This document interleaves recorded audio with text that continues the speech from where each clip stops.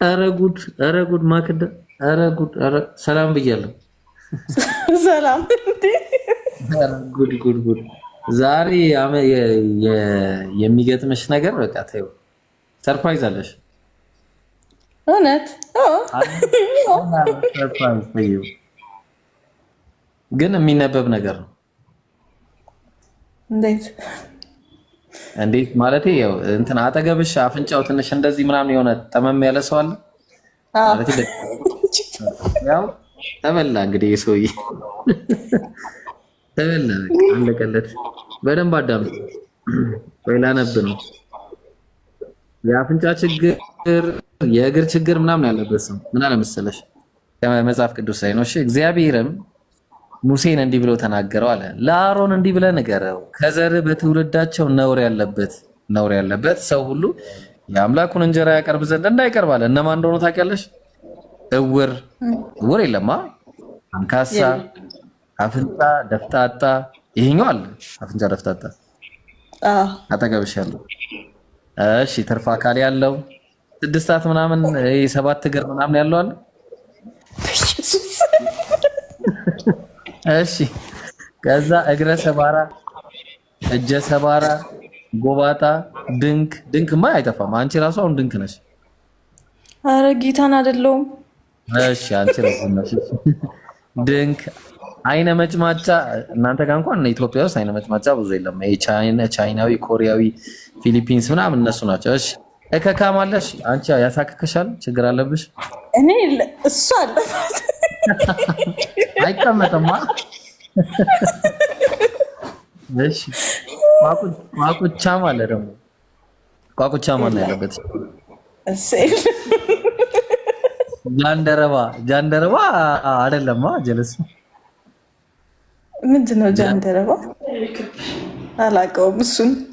ወንድ ልጅ ሆኖ የሌለው ማለት ነው። እሺ ኤኒዌይስ ተይ በቃ ይቅርብሽ። የተቆረጠበት ማለት ነው። እሺ ከዛ ነውረኛ ሁሉ አይቅረብ አለ። ልብ አድርጊ። ለምንድን ነው የማይቀርበው? ነገር ግን ነውረኛ ነውና መቅደሶቼን እንዳያረክስ ወደ መጋረጃው አይግባ። እነዚህ ሁሉ የተዘረዘሩት ሰዎች እግዚአብሔር እኔ ጉባኤ እንዳይገቡ ያላቸው ናቸው።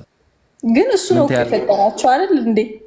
እኔ ራሱ እኮ ገርሞኝ እኮ ነውና ከዛ ያው እነዚህ ሰዎች አፍንጫ ደፍታታ ምናምን እንዳለ እንዳትገቡ እኔ ጋር እንዳትገቡ ተብሏል። እና ያው ተስፋ ቁረጥ በይው። እዛ ጋር ያለው አፍንጫ ደፍታታ እግዚአብሔር ጉባኤ መግባት አችልም። አሁን ምናዝነው አይዞሽ በይው እኮ።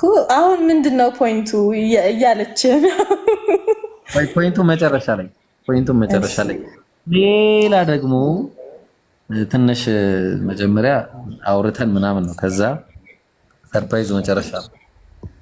እዚህ ጋር ደግሞ ምን አለ መሰለሽ ይሄ አድናቆት ምናምን ባይብል ነው። ይሄም ያው መኃልየ ዘሰሎሞን ነውና አንቺ የመኮንን ልጅ ሆይ እግሮችሽ በጫማ ውስጥ እንዴት ውቦች ናቸው አለ። ልብ አድርጊ። ከእግሯ ጀመረ። ዳሌዎችሽ በአንጥረኛ እጅ እንደተሰሩ እንደ ዕንቆች ይመስላሉ። እግር አለ ዳሌ አለ። ልብ አድርጊ። እምብርትሽ ከፍ አለ። አሁን ደግሞ የወይን ጠጅ እንደማይጎልበት እንደተነጠረ ጽዋ ነው። ሆድሽ እንደ ስንዴ ክምር በአበባ እንደታጠረ ነው። የስንዴ ክምር ምን እንደሆነ እንጃ። ሁለቱ ይላል እዚህ ጋር ምን እንደሆነ ጡቶች በላችሽ እንደ ሁለት መንታ እንደ ሚዳቆ ግልገሎች ናቸው አለ። አንገትሽ እንደ ዝሆን ጥርስ ግንብ ነው አለ። አይኖችሽ በሐሴቦን ውስጥ በባትረቢ በር አጠገብ እንደ ውሃ ኩሬዎች፣ አፍንጫሽ እንደ ደማስቆ አፋዛሽ እንደዚህ ወደ ሊባኖስ እንደሚወስዱ ናቸው ምናምን አላችሁ። ተዘጋ። ከዝ ልብ አድርጊ። እንዲህ በቃ ይሄን ሁሉ ኮምፕሊመንት ከሰጠ በኋላ እዛ ምዕራፍ 5 ላይ ደግሞ ሌላ ታሪክ ሊፈጽም። በደንብ አዳምጪኝ፣ በደንብ አዳም። ልጆች ምናምን ካሉ ያው አደራሽን እዛ አካባቢ እኔ ተኝቻለሁ፣ ልቤ ገንፏል፣ የውዴ ቃል ነው እሱም ደጁን ይመታል። እህቴ ወዳጄ እርግቤ መደምደሚያዬ በራሴ ጠል በቄና ላይም የሌሊት ነጠብጣብ ሞልቶበታል። ክፈችልኝ አላት። የሌሊት ነጠብጣብ ምን እንደሆነ እንግዲህ ሊያይ ነው። ቀሚሴም አወለቅኩ አለች እሷ። እንዴት እለብሰዋለሁ? እግሬን ታጠብኩ፣ እንዴት አሳድፈዋለሁ? ውዴ እጁን በቀዳዳ ሰደደ። አንጀቴም ስለሱ ታወከ። እሺ ለውዴ ከፍለዘ ያ ከዛ እጆቼ በደጅ መወርወሪያ ላይ ከርቤን አፈሰሱ። ከርቤን አፈሰሱ። ልብ አድርጊ። ቀሚስ ወልቋል። ምን እዛ በቀዳዳ የተሰደደ እጅ አለ። እዛ እንጀት መታወክ አለ። ያው በዚህ ምክንያት እዛ ይሄ እንትን ከርቤ ምናምን ፈሰሰ። ጣቶች ነው ያንጠባጠቡት። ወጣ ምንድነው ይሄ ነገር ማለት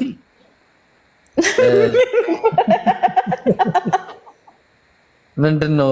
አሁን ከዚህ የተረዳሽው እኔ ይቅርታ አድርጊልኝ። እሺ በቃ አሁን ከዛ ደግሞ ይሄንን አየንና ዘዳግም ላይ ስንሄድ ደግሞ ዘዳግም 6:4 ላይ ማነው 23 ላይ ደግሞ ይሄን አናነበውም። ያው አይነሽን እንዲህ ምናምን የተወሰነ እንዲጨፍንፍን አድርጊና ቀቁ ለሉሊላ ገባኝ። እሺ ብልቱም የተቆረጠ ወደ እግዚአብሔር ጉባኤ አይገባል። ዘዳግም 23:1 ላይ ነው። ከዛ ይሄ ሰውዬ አይገባም። ልብ አድርጊ። እኔ አንድ ጥያቄ አለኝ ማክዳ፣ ይሄ ሰውዬ ሚስት አያገባም። ምክንያቱም ሚስት እንዴ ይሄ ከሌለው ምን ጥቅም አለው? ጥቅም የሌለው ሰው ነው ሴት ዘንድ እና እግዚአብሔር ጋር ሄዶ ካልገባ ሚስትም ከሌለው እኔ ሰውዬ ምን አማራጭ እንዳለው ነው ያላቀ ሌላ ምን እንደሚሆን። እሺ ከዛ ዲቃላ ወደ እግዚአብሔር ጉባኤ አይግባለ። ዲቃላ ደግሞ ለባለ ዲቃላ ማለት ታውቂያለሽ አይደለ? ከዝሙት የተወለደ ያጠፋው ዲቃላው ነው ወይስ እናት አባቱ ናቸው? እናት አባቱ ዲቃላ ወደ እግዚአብሔር ጉባኤ የማይገባበት ምክንያት አልገባኝም። ያውም እስከ መቼ? እስከ 10 ትውልድ ድረስ ወደ እግዚአብሔር ጉባኤ ይገባል። 50 ዓመት ብትመድብለት 10 ትውልድን ቢያንስ 500 ዓመት ማለት ነው። በቃ 500 ዓመት እግዚአብሔር ጉባኤ አይገባም በዲቃላ የመጣው። እሺ ማለቴ እኔ አሁን በቃ እስቲ እንዴት ነው ማለቴ እግዚአብሔር ፍትሃዊ ነው አይደለ? አምላክ ፍትሃዊ ነው አይደለ? ማክዳ ዮ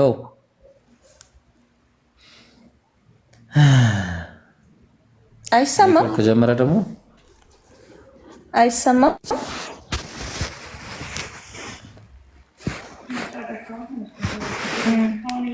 እንትን ቻርጀር አለው። ሄሎ እኔ አሁን ሰማል። አዎ ወይኔ ኔትወርክ ደግሞ ይሄም ለካ ችግር አለበት። አይሰማህም? እኔ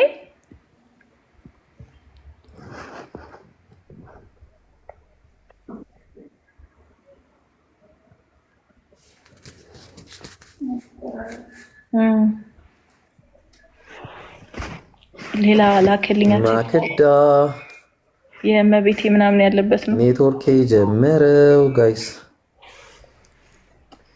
አሁን ምንድነው የቀረኝ ታዲያ? በቃ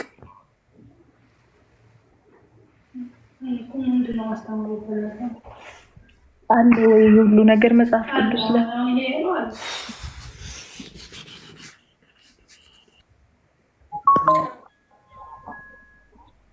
ይሰማል።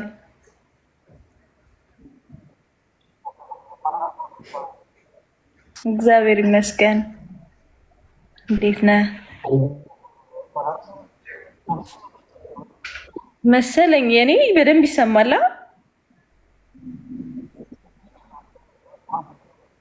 እሺ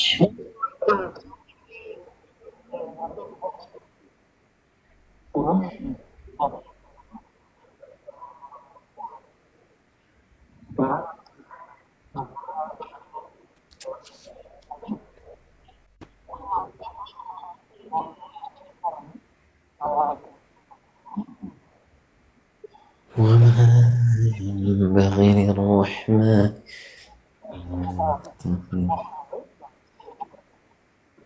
ስሙ ተጠቀሰ ከተባለ እኛ እግዚአብሔር ይህንን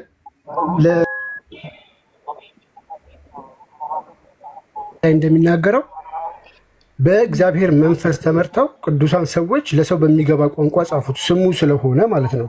ነገር ግን ይህን ነገር መጥራቱ ብልግና ከሆነ ሱረቱል ተሕሪም 66:12 ላይ በአረብኛ ሰላት እየሰገደ ኢብራሂም የሚቀራው እንደዚሁም ደግሞ በአረብኛ ስሙን እየጠሩት ማለት ነው። አላህም ከመፍጠሩ በፊት ይህንን ቃል ብቻውን ይለው ነበርና እሱም በአማርኛ ቢነግረን ኢብራሂም ደስ ይለኛል። ተመልሰማል። እንዴት ነሽ? እባክሽ ልጅ ነው የምሆንብሽ። ኢብራሂም ናታን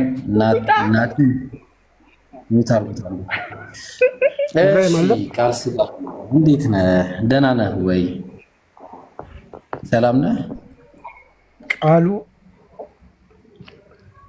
ቃል ይሰማሃል? አቤት ይሰማኛል። እንዴት ነህ? አሁን ትንሽ ይሰማል። ትንሽ ይሰማል። አሁን አይሰማም? ኦኬ፣ ይሄንን አንብብልን እስኪ እዚህ ላይ ቆይ መጀመሪያ የተከፈተ አለ ሱረቱል ተህሪም ቆየን። ቆይ አንዴ የተከፈተ አለ መጀመሪያ የተከፈተ እንወያያለን። ምንም ችግር የለም። ኧረ ከአንተ ጋር ምንም ችግር የለም። አንዴ ተረጋጋ አንድ ጊዜና። እሺ ተረጋግቻለሁ እኔ ምንም እንዳታስብ። እሺ ቀጥል። የጠየኳትን ጥያቄ ትመልስላታለሽ። አዎ የጠየኳት ጥያቄ እንዳታስብ እመልስላታለሁ። እሺ አንዴ ምን መሰለህ፣ ቁርአኑ ማነው ባይብሉ ላይ ምን ይላል መሰለህ?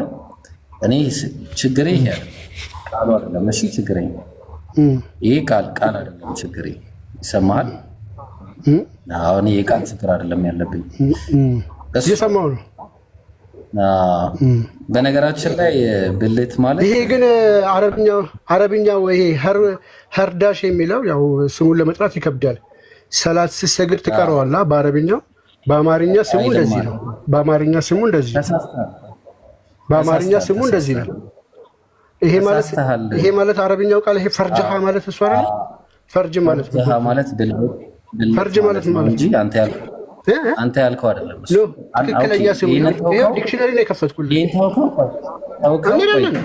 እንሄዳለን ግን ከፈለክ ምንም ችግር የለውም። ከፈለከው ጀምር። ቀጥል። እኔ ተረጋግቻለሁ። ተረጋጋት ወደኛ ቀጥለሽ። ምንድን ነው ጥያቄ ነው አቅርብሽ። አዎ ልጅቷ አሁን ስለዚህ አሁን ልጅቷን ይዛትናና ለእሷ ነው የምንመልስላት። እሺ ቃል ለምን እኔ እናንተ ጀምረን ጨርሰው እንጂ እኔ እናንተ ከኔ ጋር ስለማታውቅ ያው እኔ የማውቃለሁ ስላልኩ ለምንድን ነው ይሄው እንወያይ። በዚህ ባመጣኸው ርዕስ እኔም ልመልስልህ አንተም ትመልስልኛለህ። ውይይት አይደለም ከአንተ ጋር ምንም አይነት ውይይት አላደረግም ከይቅርታ ጋር። አንተ ውይይት ይኸው እናድርገው። አትፍራ። ምንም ሳትሸማቀቅ እንወያይ። እመልስልሃለሁ ይዛና ወይ ደግሞ ገስት ላይ ብሮ አንተ መምህር የምትለው አንተም ተማሪ ነህ ሲጀመር ደግሞ ማለት ነው። ብሮ ና ይኸው እሷ ነች የምትመጥንህ። ምንም የማታውቅ ልጅ ነች የምትመጥንህ። እቺ ምንም የማታውቅ ልጅ ነች የምትመጥንህ። ና እኔን ጠይቀኝ። ወላሂ ከአንተ ጋር እንደዚህ እንደተቃጠላችሁ ትኖራላችሁ እንጂ ገስት ላይ ካልመጣ ከኔ ጋር መቼም አታደርጉም። ገስት ላይ ነው። አቅም ያላችሁ ካላችሁ መምጣት ትችላላችሁ። ገስት ላይ ነው። እሺ አቅም አለን የምትሉ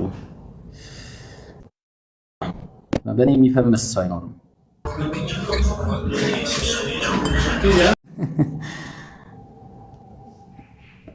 ማንኛችሁም ክርስቲያኖች አሁን መግባት ትችላላችሁ። ጥያቄ ያላችሁ በዚህ ጉዳይ ላይ የትኛውም ክርስቲያን ካለ መጠየቅ ትችላል። በእኔም አትፈምስም። ልንገርህ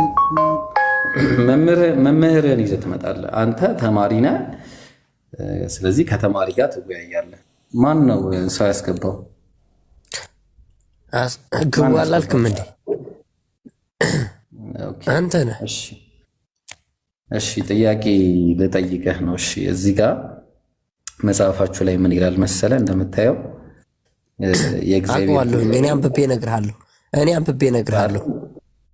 እሺ ቆይ አንዴ እኔ አንብቤ እነግርሃለሁ። ብልት መቆረጥ እግዚአብሔር ጉባኤ ካለመግባት ጋር ምን ያገናኘዋል? እኔ አንብቤ እነግርሃለሁ። አሁን ቃልን ያስወጣኸው ስለፈራህ ነው። እኔ አንብቤ እነግርሃለሁ። እሱ ቆይ ተረጋጋሽ። አሁን ነው ግቡ። ክርስቲያኖች እንደዚህ ነው ጀግና መሆን። እንደውም ቆይ ቆስጤ መጥቷል። ከቆስጤ ጋር ቀጥል፣ ማስረጃ ያወጣልሃል። ቆይ ተረጋጋ ኢብራሂም። አቅሙ የለህም አንተ። እሺ አሁን አንተ አትችልም። አቅሙ ቪዲዮ ስለማልከፍትልህ ቀጥል ከሱ ጋር። አሰላሙ አለይኩም ብሏልና አንድ ጊዜ ቆይ። አሰላሙ አለይኩም ላለበት ጥቅስ ልስጠውና ለሚወጣ ሁሉ በክርስቶስ ትምህርት ለማይኖር አምላክ የለውም ይላል። በክርስቶስ ትምህርት ለሚኖር አብና ወልድ አሉት። ማንም ወደ አንተ ቢመጣ ይህን ትምህርት ባያመጣ በቤታችሁ አትቀበሉት፣ ሰላም አትበሉት ይላል። ሰላም አትበሉት የሚለው እኔ ሰላም ማለት ተፈቅዶላል? ቆስጤ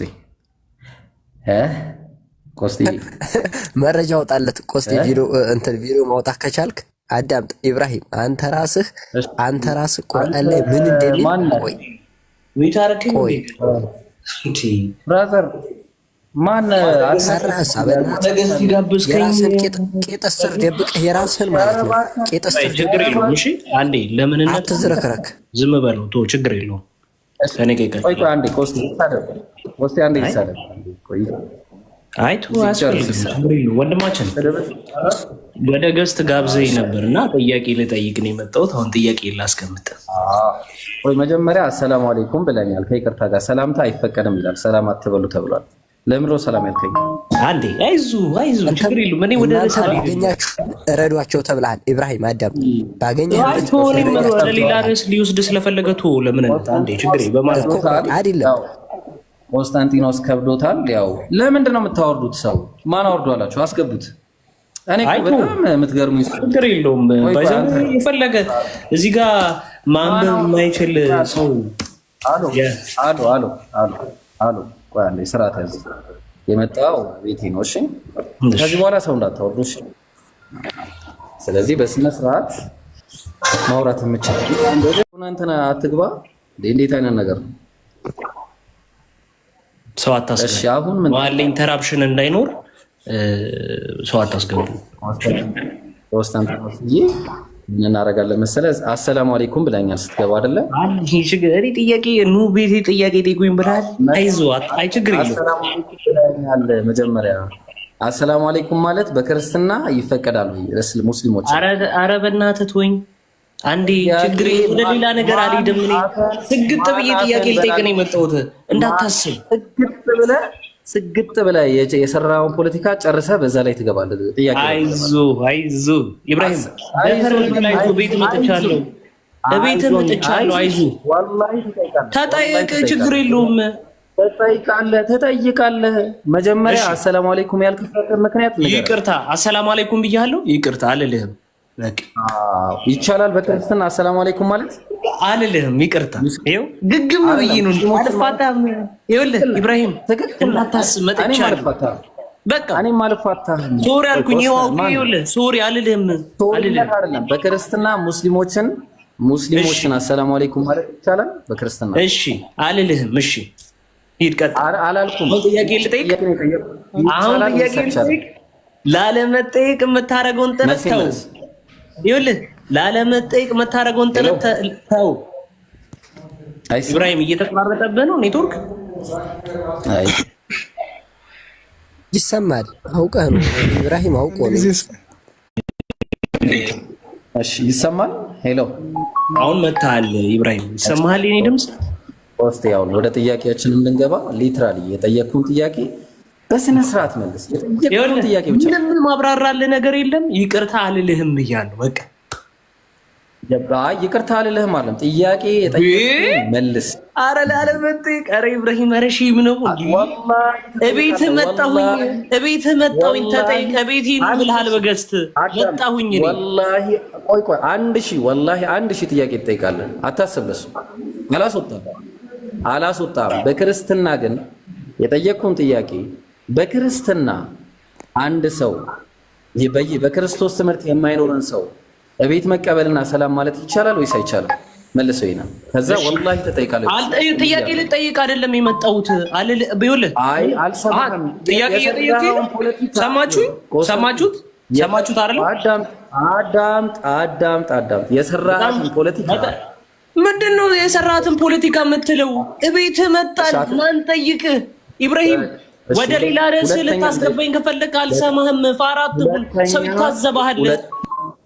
እሺ ፈርተህ ነው? በቃ ኦኬ። በክርስትና ሰላምታ ይኸውልህ ወደ ሌላ ነገር ማንንም አያደርግም። እኔ በነገራችን ላይ አሁንም ሚውት እየተደረግኩ ነው። አዳምጥ። እቤቴ ነው ያልከው ለዚህ ነው። በተማሪዎች ፊት በሚሰሙ ፊት ባዶ አድርጌ ነው የምወጣው። በቃ ጥያቄ ጠይቅ ብለሃል። መጥቻለሁ። ይኸው ጥያቄ ልጠይቅ ነው። ወደ ጥያቄ ልግባ ወንድማችን። ስማርት በቃ ይኸውልህ አንዴ አዳምጠኝ። ምንም አይነት ነገር አልልህም አልኩ። ምንም አይነት ነገር አልልህም። ወደ ጥያቄ ልግባ። አዳምጥ። አንተ እውነት ይሄንን ጥያቄ መልሰህ ለአንተ ጥያቄ ክርስቲያኖችን ጥያቄ የምታስተናግድ ከሆነ እናያለን። በቃ ጠይቅሽ። በጣም ጥሩ ቴንክ ዩ። እሺ ትልቁ ላይ አድርገኝ። ትልቁ ላይ አድርገኝ። እንዴ አደንግጥ። ማስረጃ ከፍቼ ነው የምጠይቀው። እኔ ማስረጃ ስጠይቅ ታወጣለህ። ጠይቅ። እሺ ችግር የለውም። ይሄን አሁንም እሺ እላለሁ ዝም ብዬ። እንደ ነብይህ ማረጋገጫ ተብሎ የተጠየቀ አንድ ጥያቄ ነበረ። ለማረጋገጫ ተብሎ የተጠየቀው ጥያቄ ላይ የሰው ልጅ እንዴት ነው እናቱን ወይም አባቱን የሚመስለው ተብሎ ሲጠየቅ ብሎ የመለሰው ምንድን ነው? ነብይህ ሴቷ ቀድማ ኢንተርኮርስ ላይ ከጨረሰች እናትየውን ይመስላል፣ ግንኙነት ላይ እንደዚሁም ደግሞ ወንዱ ቀድሞ ከጨረሰ አባትየውን ይመስላል አለ። በየትኛው ሳይንስ ነው እንደዚህ አይነት ነገር ያለው? ትነግረኛለህ? ነብይህ ሐሰተኛ ወይስ እውነት ነው የሚለውን በዚህ እንለያለን። የነብይነት ማረጋገጫ ተብሎ የተጠየቀው ጥያቄ ነው። እንግዲህ በስነ ስርዓት ተከታተሉ። ያጀማው ደረስክ? ጥያቄ ተረድተኛል አይደለም? እሺ፣ አይ ጥሩ ጥያቄ ነው የጠየቀው። ጥሩ ጥያቄ። አንድ ሰው ሲወለድ ማለትም አንዲት ሴትና ወንድ በሚገናኙበት ጊዜ ሴት ማን ነው ልጁ እናቱን የሚመስለው በምንድን ነው አልክ? እስቲ ጠይቀን አንድ ጊዜ መረጃውን ትከፍትልንና፣ ያው ገብቶኛል ጥያቄ የመጨረሻ ቀላል ሲምፕል ጥያቄ ነው። አሁን በየትኛው የሳይንስ አረዳድ ነው? ኦኬ አሁን ሳይንስ ግዴታ ነው ወይ? ለዚህ በመጀመሪያ ደረጃ ማለት ነው ሳይንስ መስፈርት ነው ወይ? ቆይ አንዴ ኦኬ የሳቴ ሙድ እያያዝክ ምናምን ከሆነ ማለት ነው ያው ታውቃለህ ከኔ ጋር እንደዚህ አይነት አካሄድ የለም። ቀጥታ ይቅርታ። ስለዚህ አሁን መስፈርት ነው ወይ ነው መጀመሪያ መስፈርትህን ንገረኝ። የሳይንስ መስፈርትህን ንገረኝ። በጣም አንድ ቆይ አንዴ አሁን የምታደርግልኝ ምንድን ነው? ሳይንስ ለእምነት መስፈርት ነው ወይ? ማለትም ሳይንስ ነው ቁርአንን ሳይንስ ነው እምነትን የሚያረጋግጠው ወይስ እምነት ነው ሳይንስን የሚያረጋግጠው? ይህንን ትመልስልኛለህ መጀመሪያ። ከዛ በኋላ ለዚህ ስታንዳርድ ካስቀመጥክ በዚህ ስታንዳርድ መሰረት አንተን ጠይቃለሁ። ቀጥል ሂድ። ኦኬ በጣም ጥሩ። እንግዲህ ብዙ ጊዜ ስንባል እንደምንሰማው እስልምና ከሳይንስ ጋር በመዋሃድ እያወራው ነው። አትገረም። ከጠየቅኝ መልስ ልስጥ። አይዞህ እስልምና ከሳይንስ ጋር በመዋሃድ ያለ እንዴት ነው? አረ ጥያቄ መልስ። አይዞህ ከበድ ያለ ጥያቄ ነው አውቃለሁ። ከበድ ያለ ጥያቄ ነው አውቃለሁ። ኮንስታንቲን ከብዶሃል። ኦኬ ላወርድ ነው። እንደዚህ አይነት አካሄድ የምትሄድ እንዳትፈራ፣ አትፍራ ኢብራሂም፣ ችግር የለውም። ግብረ ሰዶም የሚለውን እዚህ ውስጥ ነው የምገባው ቀጥታ ማለት ነው። ኧረ እንዳታስብ፣ ችግር የለውም። ግብረ ሰዶም በክርስትና ወይስ በእስልምና በሚል እንሂድ። እኔ እናንተ እዚሁ ጋር ግብረ ሰዶም በክርስትና ወይስ በእስልምና በሚል እንሂድ። ኧረ እባክህ ኧረ ፖለቲካ አትስራት። ኧረ ምንም ከፈለክ ችግር የለውም ነው ያልኩህ እኮ ከፈለክ። እሺ ይቅርታ፣ አሁን የጠየቅኩህን ጥያቄ ትመልሳለህ። መልስ እንድትሰጠኝ መስፈርት ነዋ። ይሄ መስፈርት ከኔ ያመጣ ለሱ ላልከው ነገር መስፈርቲ ምን እንደሆነ ልንገርህ። ይሄን ጥያቄ እንደጠይቅ ያደረገኝ ነገር ምንድን ነው? እየመለስኩ ነው። ኢንተራፕት አታርገኝ። አንደራረብ። ሚውት አድርገው። አይ ጸጥ እላለሁ፣ ችግር የለም። ጸጥ በል ካልከኝ ጸጥ እላለሁ። አዎ ምን አለ መሰለህ፣ ቀላል ነገር ነው ያልኩህ። እኛ አንድ ሰው ማለትም በባይብል ወይ ደግሞ በቁርአን በዚህ በእምነታዊ መጽሐፍ ላይ መጀመሪያ የሚታየው ማለትም መስፈርት የሚቀርበው መስፈርቱ መጀመሪያ ባይብል ነው ወይስ ቁርአን ነው ወይስ ይሄ ሳይንስ የምትለው ነገር ነው ማረጋገጫው? መጀመሪያ ይሄ መስፈርት የት ነው ያመጣው ነው መጀመሪያ ይሄን ነው። ከዛ በኋላ ወደዛ ፖይንት እንሄዳለን። በጣም ጥሩ። ስለዚህ እኔ ባይዘዌ እንትን ካልከኝ እስልምና ከሳይንስ ጋር ሄድም ካልከኝ ደስ ይለኛል። ኦኬ ብዬ እወጣለሁ አልኩህ እኮ እንዴ ነገርኩህ እኮ። መስፈርት ያደረግኩበት ምክንያት እስልምና ከሳይንስ ጋር የሚሄድ በጣም ተዋህዶ ሳይንስን ያብራራ እምነት ነው ብላችሁ ስለምትናገሩ ሳይንሳዊ ጥያቄ ጠይቄያለሁ። ስለ ሳይንስ ከሆነ ቁርአን ይኸውልህ፣ አሁን እሱ ከሆነ ቀላል ነገር ነው። በቃ ልንገርህ፣ ስለ ሳይንስ ከሆነ ጥያቄ ሳይንስ ቁርአን የሳይንስ መጽሐፍ አይደለም። ቁርአን የሳይንስ መጽሐፍ ሳይሆን ወደ መልሱ አይዞህ እስኪሚላክልህ ከሆነ የምጠብቀው አትጨነቅ።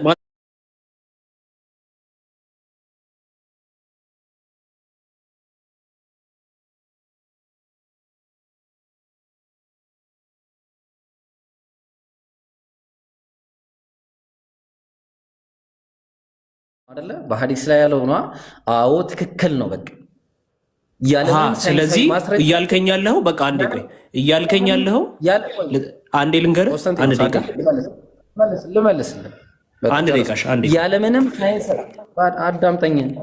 ያለምንም ሳይንሳዊ ማስረጃ ትክክል ነው። አለቀ። ምን አልከኝ? ያለምንም ሳይንሳዊ ማስረጃ ቁርአኑ ትክክል ነው። አለቀ። በጣም እንግዲህ እንደሰማ ነው አንድ ሰው እናቱን ወይም አባቱን ሊመስል እኮ ያልከኝ የመለስክልኝ መልስ እንደዚህ ነው ወይ ያልከኝ ነው ወይ? ልናገር፣ አትሸማቀቅ። አንዴ እንዴ እኔ ልናገር ልመልስ። ብራዘር ኮንስታንቲኖስ ጥያቄ ነው መልሼልህ። ሁለተኛ ጥያቄ ያልከኝ ያለኸው በእንተ ውይይት አይደለም የያዝ ነው። እኔ ስለው ያልከኝ መልስ ይሄ ነው ወይ ነው ያልኩህ እኮ። ይኸውልህ መልስ ይሄ ነው አሁን የመለስክልኝ። አለቀ። ያለምንም ሳይንሳዊ ማስረጃ ቁርአኑ ትክክል ነው። አለቀ። ቀጥል እኮ የተረዳሁበትን ነገር ልንገርህ። በኢንተርኮርስ ጊዜ እናትየው ቀድማ ሳቲስፋክሽን ላይ ከደረሰች እናትየውን ይመስላል። አባትየው ቀድሞ ሳቲስፋክሽን ላይ ከደረሰ ልጅ አባትየውን ይመስላል ያለው ትክክል ነው። እስልምና እያልከኝ ነው። ትክክል ነው። በትክክል ተክቢር። ይሄ ደግሞ ከሳይንስ ጋር ይጋጫል አይደል? ከሳይንስ ጋር ደግሞ ይጋጫል አይደል? ሌላ ታሪክ ነው። ከሳይንስ ጋር ይጋጫል፣ ይላተማል አይደል? ብራዘር እያዳመጥከኝ ነው? እሺ አሁን እሱን እያዳመጥከኝ ነው? እያዳመጥኩ ነው። ይህ ከሳይንስ ጋር ይላተማል አይደል? አዳምጠኝ ብራዘር። ስለ ሳይንስ አይደለም እያወራን ያለ ነው፣ ቁርአንና ሐዲስ ነው። አዳምጠኝ። ባይሰዊ ነብይነቱ የተረጋገጠበት ነገር ነው ያጀማ። ይሄ የመሐመድ በጣም ያስቃል። ኧረ እኔ ምንም ያነበብኩትን ነው። ትክክል አይደል? አሁንም ውረድና ድጋሚ ስርዓት ስትይዝ ትገባለህ። እሺ ውረድ፣ ስርዓት ስትይዝ ሁለተኛ ጥያቄ ትጠይቃለህ ማለት ነው። እሺ አሁን እኔ ቤት እንደዚህ አይነት ነገር አይሰራም። ፖለቲካ ለመስራት የምትመጡ ከሆነ ለፖለቲካ የማልመች ሰው ነኝ፣ እወቁኝ ነው። ስለዚህ አሁን ሌላ ጥያቄ ያለው ሰው ይቀጥል። እንደውም ዛሬ ክርስቲያኖች ጥያቄ ጠይቁ፣ ክርስቲያኖችን ነው የምናስተናግደው። እኔ ጥያቄ አለኝ። ቀጥል ጠይቅ። እሺ ጅብሪል ይዋሻል አይዋሽም? ጅብሪል አቤት ኢብራሂም ጅብሪል ይዋሻል አይዋሽም? ጠይቀኝ። እሺ ያዝ ድንገር ቡሃሪ 32:27 ላይ አውጣልኝ። ምን ይላል? አውጣልኝ። መጀመሪያ አውጣውና እያነበብን ነው። አውጣልኝ። ምን ይላል? መልስ ለነቢዩ ሰለላሁ ዐለይሂ ወሰለም እንደሚመጣላቸው ቃል ገባላቸው። ከዛ በኋላ ቃል ከገባ በኋላ አልመጣላቸውም። ይሄን ጥያቄ አውጣልኝ።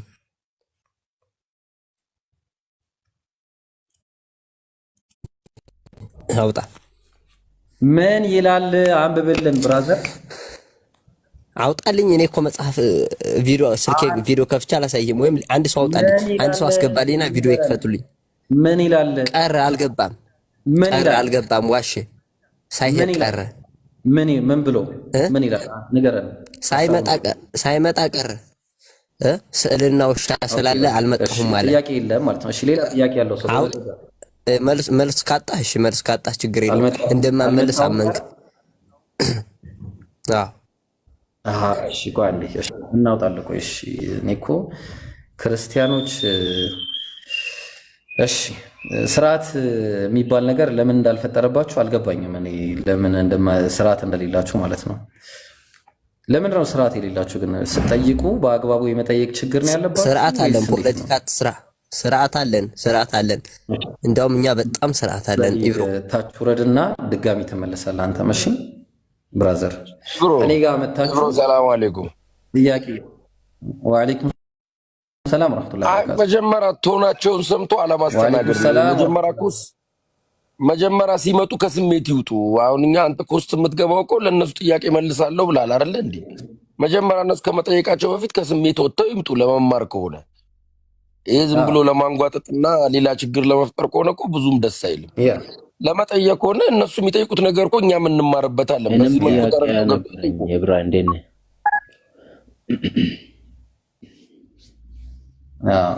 አሁን እኮ በጣም እንትን እያሉ እሺ፣ ጥያቄ ያላችሁ መግባት ትችላላችሁ። ክርስቲያን የተባላችሁ ሰዎች ሁሉ ጥያቄ ካላችሁ መግባት ትችላላችሁ። ቀጥልሽ። ማን ያለው? እሺ፣ አመሰግናለሁ። መስፍን ነኝ ከላይ አይቻለሁ። መስፍን ቀጥልሽ። ኦኬ፣ የኔ ጥያቄ ምንድነው?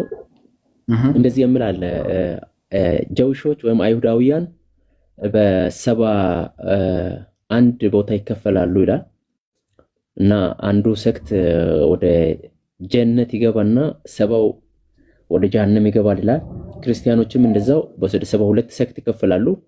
አንዱ ይገባል፣ ሰባ አንዱ ደግሞ ወደ ጀሃነም ይገባል ይላል። ሙስሊሞች ደግሞ 73 ቦታ ይከፈላሉ ይላል። ሱናን ኢብን ማጃህ 392 ላይ 3992 ምናልባት እሱን ከተመቸ ኢብኑ ማጃ 3000 እና እኔ የነ ጥያቄ 3992 የነ ጥያቄ ምን ነው? እዚህ ቦታ ጋር እናንተ ሙስሊሞች መስፍን አለ ይሰማል? እንትን ድምጽ አለው 3000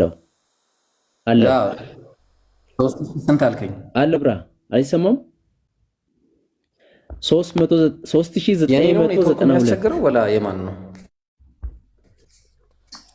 ኤብሮ አንተ ጋር ነው። እሺ ይሰማል። እስኪ ኮፒ ሊንክ አድርጉ ልጆች። 1000 ምናምን ሰዋለን። እባካችሁ ታፕ ኮፒ ሊንክ አድርጉ ቶሎ በሉ። 900 እሺ 3900 ስንት? 92 ብራ እሺ 3992 እሺ አገኘሁት። እሺ አግኝቼዋለሁ። እሺ አሁን አንተ ያልከው ያው አንተ በጣም ደስ በሚሉ ሁኔታ ስለምጠይቅ እንትን እንላለን ማለት ነው። እሺ ምን አለ መሰለህ حدثنا عمرو بن وشي ከዛ በኋላ قال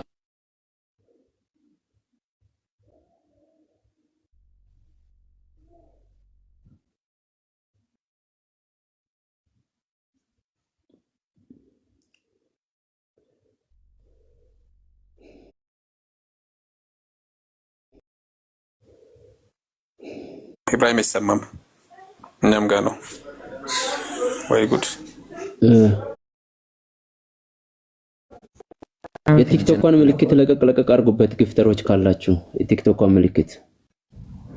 ኦኬ ይሰማል አይደለ? እሺ አግኝቼዋለሁ። ሐዲስ አሁን ገና መጣ።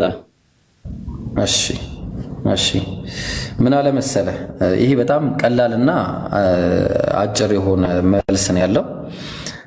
ማለትም አይሁዳውያን ማለትም ያው በዛን ጊዜ የነበሩትን ነብያችን ሰለላሁ ዐለይሂ ወሰለም ሲናገሩ ያኔ የነበሩትን አይሁዳውያንን ሲናገሩ ያኔ የነበሩት አይሁዳውያን ያኔ ስለአሁን አይደለም። እሺ ወደ 70 ምናምን ቦታ መከፈላቸውን ተናገሩ። ከነሱ መሃል አንዱ የተባለው ሙስሊሞች ናቸው። እነሱ አንዱ ጀነት የሚገቡት ማለት ነው። በተመሳሳይ እነዚህ ነሳራ ተብለው የሚታወቁት ደግሞ ያው ምን አንሳሪ ኢላላህ እንዳለው ዒሳ አለይሂ ሰላም ወደ አላህ በመጣራት ማን ነው የአላህ ረዳት ሆኖ የሚመጣ ወደኔ ብሎ በተጣራበት ሁኔታ ናህኑ አንሳሩላህ እንዳሉት ማለት ነው። እኛ የአላህ ረዳቶች ነን ብለው ወይ ደግሞ የአላህን ዲን በመርዳት ላይ ሰው እነዚህ ነሳራ የተባሉ ሰዎችም በዚህ ሁኔታ ይከፋፈላሉ። ከነሱ መካከል አንድ የተባለው ያ ናጂያ የተባለችው ሙስሊሞች ናቸው ማለት ነው። እነሱም የነብያችን ሰለላሁ ዐለይሂ ወሰለም ኡማዎች ደግሞ ለ73 ቦታ እንደሚከፈሉ ተናግረዋል ማለት ነው። ከነዚህ መካከል ደግሞ ያው በተመሳሳይ ፍርቀቱ ናጂያ ተብላ የምትታወቀው የነብዩን መንገድ የተከተሉና የአላህን ሱብሓነሁ ወተዓላ ቁርአንን የተከተለ መንገድን የያዘ ሰው እነዛ ጀነትን ይገባሉ። ግን ሙስሊም ሆኖ ላኢላሃ ኢለላህ ብሎ ሙሐመዱን ረሱሉላህ ብሎ እየተናገረ ካለ ሁሉም ጀነት ይገባሉ። ግን ቀጥታ ጀነት የማይገቡበት ሁኔታ ሊኖር ይችላል እንጂ ማለት ነው። ግልጽ ነው መስፍን? ቴንክ ዩ ኢብራ። ያው አንተ አሁን ስትመልስልኝ መለስክልኝ። ድምጼ ይሰማል መሰለኝ። እናንተ እስኪ ምልክት ስጡኝ። እኔ ኢብራሂም ሰምቻለሁ። ምንድነው የመለሰልኝ? ይሰማል። ምንድነው ኔትወርክ? ሱብሃንአላህ ኔትወርክ ኢብራሂም አንተ ጋር ትንሽ ረብሻል ወይ ደግሞ ቪዲዮውን ጭራሽ ኔትወርክ ሰው ተገኘ። ቦታ አይሁዶች 71 ቦታ 71 ሰክት ይከፈላሉ ብለው እሱ ካልሰማ መግባባት ስለማትችሉ ማለት ነው። አንድ ቆይ እሺ፣ ይሰማል መስፍን? ይሰማል ኢብሮ? ይሰማል እንደ ኢብሮ ይሰማል? አንተ ጋር ይሰማል? አሁን ኢብሮ ቦታ ቀያየር፣ ኔትወርክ ነው። ቦታ ቀያየር። ኔትወርክ ትንሽ ያንተ ነው፣ የኛ አሪፍ ነበረ። እንሰማለን ግን አንተ አሰማንም። ግራ ገባኝ እኮ። እስቲ እዚህኛው ቤት ልግባ። እስቲ እዚህኛው እስቲ ከተሰማ ምናልባት ሰላም አልበጠብጣችሁም? እሺ ይሰማል? ይሰማል ብሮ በደንብ ይሰማል። ይሰማል። እነዛ የኛው ቤት አሪፍ ሰው ነው።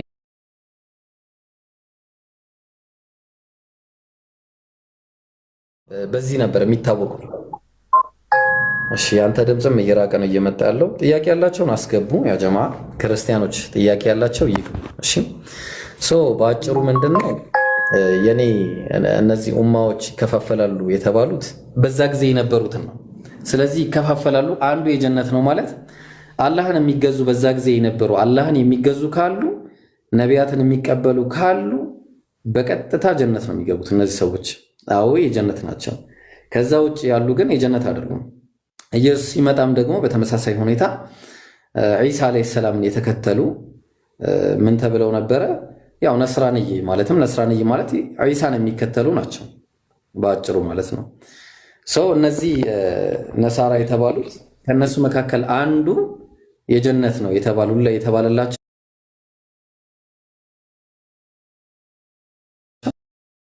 ስትል ጭማሪ ፈልጋ ነው ወይስ ሞልታ ነው? ሞልታለች በቃ። ከዛ በኋላ ከፈለገች አላህ እኮ ከፈለገ እንደፈለገ ማድረግ ይችላል። ጭማሪ ያለን ማለት ግዴታ አልሞላችን ማለትን አያሲዝም። ተግባባ? እዛ ጋ ግን ማለት ነው ለመሐመድ አያ ሲወርድለት ጭማሪ ያለን ብላ ጀሃነም የምትልበት ይመጣልና አስጠንቅቃቸው ብሏል አይደለ? ገብቶኛል። ጥያቄ በደንብ አድርገህ ገብቶኛል። ኦክቶበር በደንብ አድርጎ ገብቶኛል። የሚመጣውን ጥያቄ ሳይሆን አንተ ማሰብ ያለብህ አሁን እዚህ ጋር ያለውን ነገር ንገረኝ። መልሱን እኮ መለስኩልህ። ጥያቄው ምንድን ነው? የጠየቀኝን ጥያቄ አላህ ሱብሓነሁ ወተዓላ በአንተና በተከተሉ ሰዎች ጀሃነምን እሞላታለሁ አለ። እሺ ጀሃነምን እሞላታለሁ ማለትም ሙሉ ጠቅጥቄ እንትን አረጋታለሁ ማለት የቋንቋ አጠቃቀምም ሊሆን ይችላል ከፈለክ ማለት። ካልሆነ ደግሞ ሙሉ ነች እንበል። ሙሉ ነች ጀሃነም ትሞላለች። ጀሃነም ትሞላለች ማለት ደግሞ አላህ ሱብሓነሁ ወተዓላ ከፈለገ ያ የሞላውን ደግሞ ተወጣጥሮም እንትን እንዲል ማድረግ ይችላል አስፈላጊ ከሆነ። ከፈለገ አላህ ቻይ ነው፣ በፈለገው አይነት ሁኔታ ላይ ያስቀምጠው ይችላል። ግን ደግሞ ችግሩ ምንድነው? አንተ በሄድክበት እንዳንል ጀሃነም አልሞላችም የሚል ነገር ታመጣለህ። ጀሃነም አይደለም። እኔ ግን እየጠየቅኩ ነው እኮ ኢብሮኒ፣ ታመጣለህ ምናምን እንድትለኝ አይደለም። እኔ እየጠየቅኩ ነው። ሞልታለች አልሞላችም ነው። ኮንትራዲክሽን አይደለ ጥያቄ? በቃ አጭር ነገር እኮ ጥያቄ። ኮንትራዲክሽን ከሆነ ጥያቄ እኮ አልሞላችም የሚል ነገር ካለ ታመጣለህ፣ ወይ ደግሞ ጥያቄን አስተካክልና ጠይቅ። በቃ ወይ ኮንትራዲክሽን ካልሆነ ጥያቄ እሺ እንትንን 50-30 ጋር እንሂድ። እንትኑን 50-30 ላይ ዲባ እየረበሽ ነው።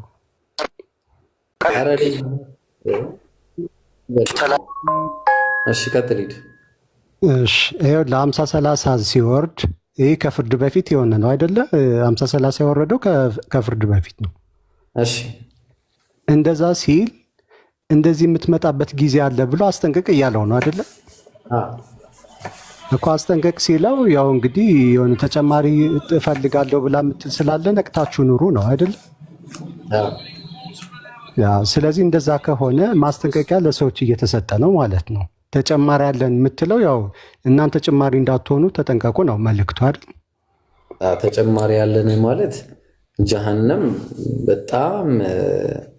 በጣም ማለትም የአላህ ሱብሓነሁ ወተዓላ ቁጣ መገለጫ ነች ጀሃነም ማለትና ያቺ ጀሃነም የሰው ልጆችን ማለትም የትኛውንም ብቻ አላህን ያመፀን ነገር ወደ እሷ ውስጥ መክተት ነው የምትፈልገው። ያ ነው ስራዋም ሲጀመር ማለት የተፈጠረች በሰይጣንና ተከታዮቹ የሚሞሏት ማለት ነው። የሰይጣንና ሀሳብ የሚከተሉ የሰይጣንና ተከታዮቹ ብቻ ሳይሆን በድንጋዮችም ትሞላለች። አላየኸውም? ይህንን አያ አላገኘኸውም ቁርአን ላይ? ድንጋዩ ግን የሆነ እንትን ስለ ግለት ምናምን መሰለኝ እኮ አይደል? አይ አይደለም፣ በድንጋዮችም ትሞላለች። ጀሃነም በብዙ ነገር ነው የምትሞላው። ግን አላህ ቃል ኪዳን ግን ለጀሃነም የገባላት በገሃነም በሰይጣንና በተከታዮቹ እንደሚሞላት ነው። በሚከተሉት ጉዳይ ሲያወራ ስለ አመፅ ሲያወራ እሱን ጉዳይ አንስቷል። ግን አላህ ሱብሓነሁ ወተዓላ ድንጋይ በምን እንትኑ ይገባል ብዬ ነው። በምን ጥፋቱ ይገባል? ድንጋይ እኮ ጥፋት መቅጫ ቦታ ነው። ገሃነም መቅጫ ቦታ ስለሆነ ያሟል እያልከኝ ነው ኦክቶበር? ድንጋይ ገሃነም የመቅጫ ቦታ ነው ብዬ ነው። ገብቶኛል። አይ እሳት ውስጥ ምን ይሰራል? እንደዛ ከሆነ እዛ ውስጥ ምኖች እሱማ ያው አላማው እኮ ለሚቀጡትን ሰዎች ለማቀጣጠል ነው እኮ። በምንድን ነው የሚቃጠለው እሳቱ? ኧረ እኔ እሱ አሁን እንትን አይለኝም። እንትኗ ላይ ፖይንቷ ላይ እናውራና አቀጣጣዮቿ ድንጋዮች እና ራሳቸው የሰው ልጆች ናቸው የሚሆኑት። ሰይጣናት ናቸው። ራሱ መቀጣጠያዎቹ ራሱ እነሱ ናቸው። ድንጋዩ ራሱ ነገር ነው። ያ መቅጫ ነው እንግዲህ። ድንጋዩ ማቀጣጠያ ከሆነ የሚቀጡት ነው አላማው። የሚቀጡት ዛፍም አለ። እሺ ጀሃነም ዛፍም አለ። አረ ይብሮ ምንድን ነው ጥያቄ? እንዲህ እሱና እኮ እያልኩ ያለሁት ትሞላለች። በብዙ ነገር ነው የምትሞላው። አይደለም እኔን አሁን ስማኝ። እሺ አሁን ጭማሪ ያለን የተባለው ለድንጋዩ ነው እንዴ? እሺ አልሞላም የሚል ነገር ጀሃነም እኔ መች ሞላ አልሞላም እኮ አላልኩም። እኔ እኮ ምንም አላልኩ። እኔ እየመለስኩ አይደለም እየጠየቅኩ ነው።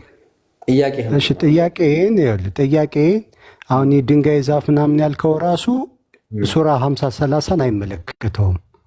ምክንያቱም ማስጠንቀቅ የተባለው አንዴ ባይብሩዬ ጥያቄን ስማኝ። እሺ ቀጥል ሂደሽ ልስማህ። አይደለም ጀጅ እያረኩ አይደለም። ይኸውልህ ሱራ 50-30 ቡካሪም እኮ የጠቀሰው 50-30 ስለሆነ ነው።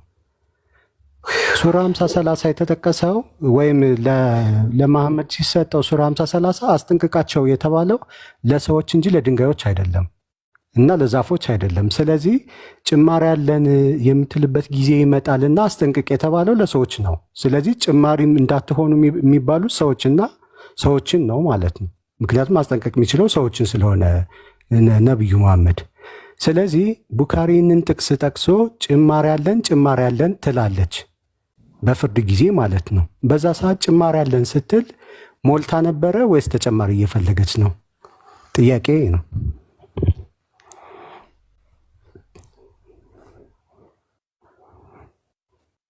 ፖዞና ሊብሮ ወይኔ ስልክ ገብቶብኝ ነበረ።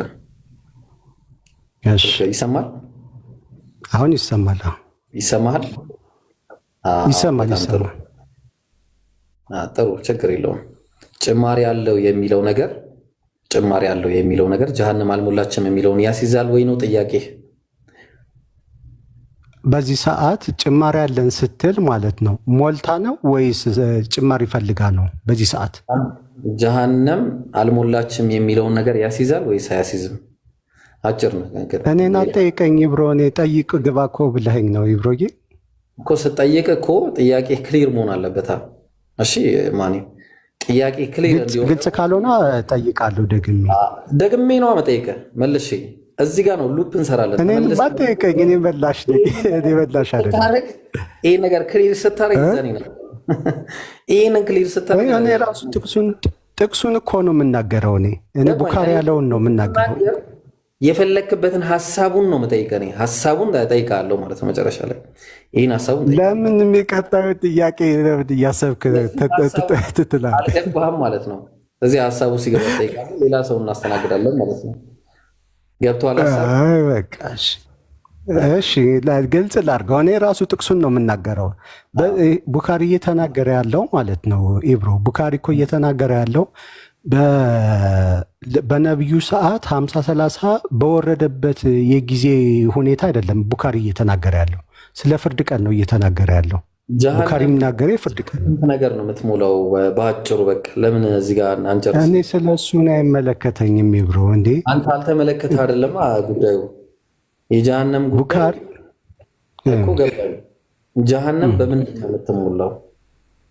በ50-30 መሰረት አይደለም። ጀሃነም እኔ ስለ ጀሃነም የጠየኩ ስለ ጀሃነም ስለሆነ እኔ ግን ስለ እሱ አይደለም እየጠየኩ ያለሁት። እየጠየኩ ያለሁት ጀሃነም ስለመሙላት ስላለመሙላት ነው አይደለ? ይሄ ነው አይደለ ጥያቄው? ጥያቄው እሱ አይደለም። ቡካሪ 50-30 ነው መሰረት አድርጎ የሚናገረው። ስለዚህ እንደ 50-30 ነው እንድትመልስልኝ የምፈልገው። ስለ ጀሃነም መሙላት አይደለም ስለ ገደል መሙላት ነው የምናወራው። እሺ ቀጥል ሂድ። በዛ ነው እያወራ። ስለ ገደል መሙላት አይደለም ቡካሪ። ስለምን መሙላት ነው እያወራ ያለው? እሺ ስማኝ። እሺ ችግር የለውም። ስለ ጀሃነም መሙላት ነው እያወራ ያለው። እሺ ስለ ጀሃነም መሙላት ነው፣ ግን ቡካሪ ጠቀሰው 50-30 መሰረት አድርጎ ነው። ጀሃነም በምንድን ነው የምትሞላው? እሺ ችግር የለውም። አሁን የኔ ጥያቄ እንደዛ የሚሆነ ቡካሪ ለምን ትሞላለች? ይህንን ካልመለስክ በቃ አታውቀውም ማለት ነው። በቃ ኦክቶበር እሺ ብሮ፣ አሁን የኔ ጥያቄ ማለት ነው። እሺ ቆይ ችግር የለውም። ያንተ አሁን እኮ መላሽ ልታደርገኝ ነው። እኔ ገብቶኛል እኮ ትመልሳለህ። የጠየቀው ጥያቄ ላይ ጥያቄ የሚያስነሳ ነገር ከሆነ ጥያቄውን ትመልሳለህ። አሁን የጠየቀኝ ጥያቄ ማለት ነው ኢብሮ፣ ገሃነምን ጊዜ እየፈጀህ ስለሆነ በቃ ችግር የለውም። የጥያቄውንም አልመለስክም። ስለዚህ ጥያቄ ልጠይቅ ነበር የገባሁት ለመመለስ አይደለም። ጥያቄ ተመልሷል። ለመድረቅ ምን መለስክልኝ ብሮ? ምን ብለህ መለስክልኝ? የመለስኩልህ ጥያቄ ጀሃነም አላህ ሱብሓነሁ ወተዓላ ስለ ጀሃነም ጉዳይ አስመልክቶ ሲናገር እኔ አንተንና ጀሃነም ማን ነው አንተንና አንተን የተከተሉህን ሁሉ በጀሃነም እሞላለሁ ብሎ ተናግሯል። አዎ ትክክል ነው። ለምን አይሞላም? እሞላለሁ ማለቱ አንተንና አንተን የተከተሉህን እንዳለ ሞላቸዋለሁ አስገብቼ ማለት ነው ጀሃነም ውስጥ። እዚህ ጋር እየተናገረ ያለው እነዛን ሁሉ አስገባቸዋለሁ ነው ጀሃነም ውስጥ። ተግባባን? በጣም ጥሩ። ስለዚህ በሌላኛው አነጋገር ደግሞ ስንመጣ አላህ ሱብሓነሁ ወተዓላ ጀሃነም የድንጋዮች መቀጣጠያ የጂኒዎችም ማለትም ሰይጣናት እሱን የተከተሉ በአጠቃላይ ሌሎችም የሚከተሉት ካሉ እዛ ጀሃነም ውስጥ ነው የሚቃጠሉት። ይሄ ግልጽ ነው። ጀሃነም ውስጥ ዘቁም የሚባል ዛፍም አለ። ተግባባ። ብዙ ነገሮች አሉ ጀሃነም ውስጥ ማለት ነው። ከተነገረንም ካልተነገረንም ብዙ ነገሮች አሉ።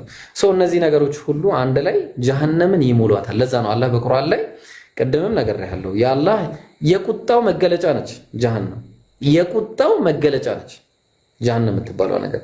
ስለዚህ በዛ በቁጣው መገለጫ መሰረት እንደውም ምን ይላል አንድ ቦታ ላይ ሱረቱል ሙልክ ላይ ምዕራፍ 67 ላይ እንደውም እንደ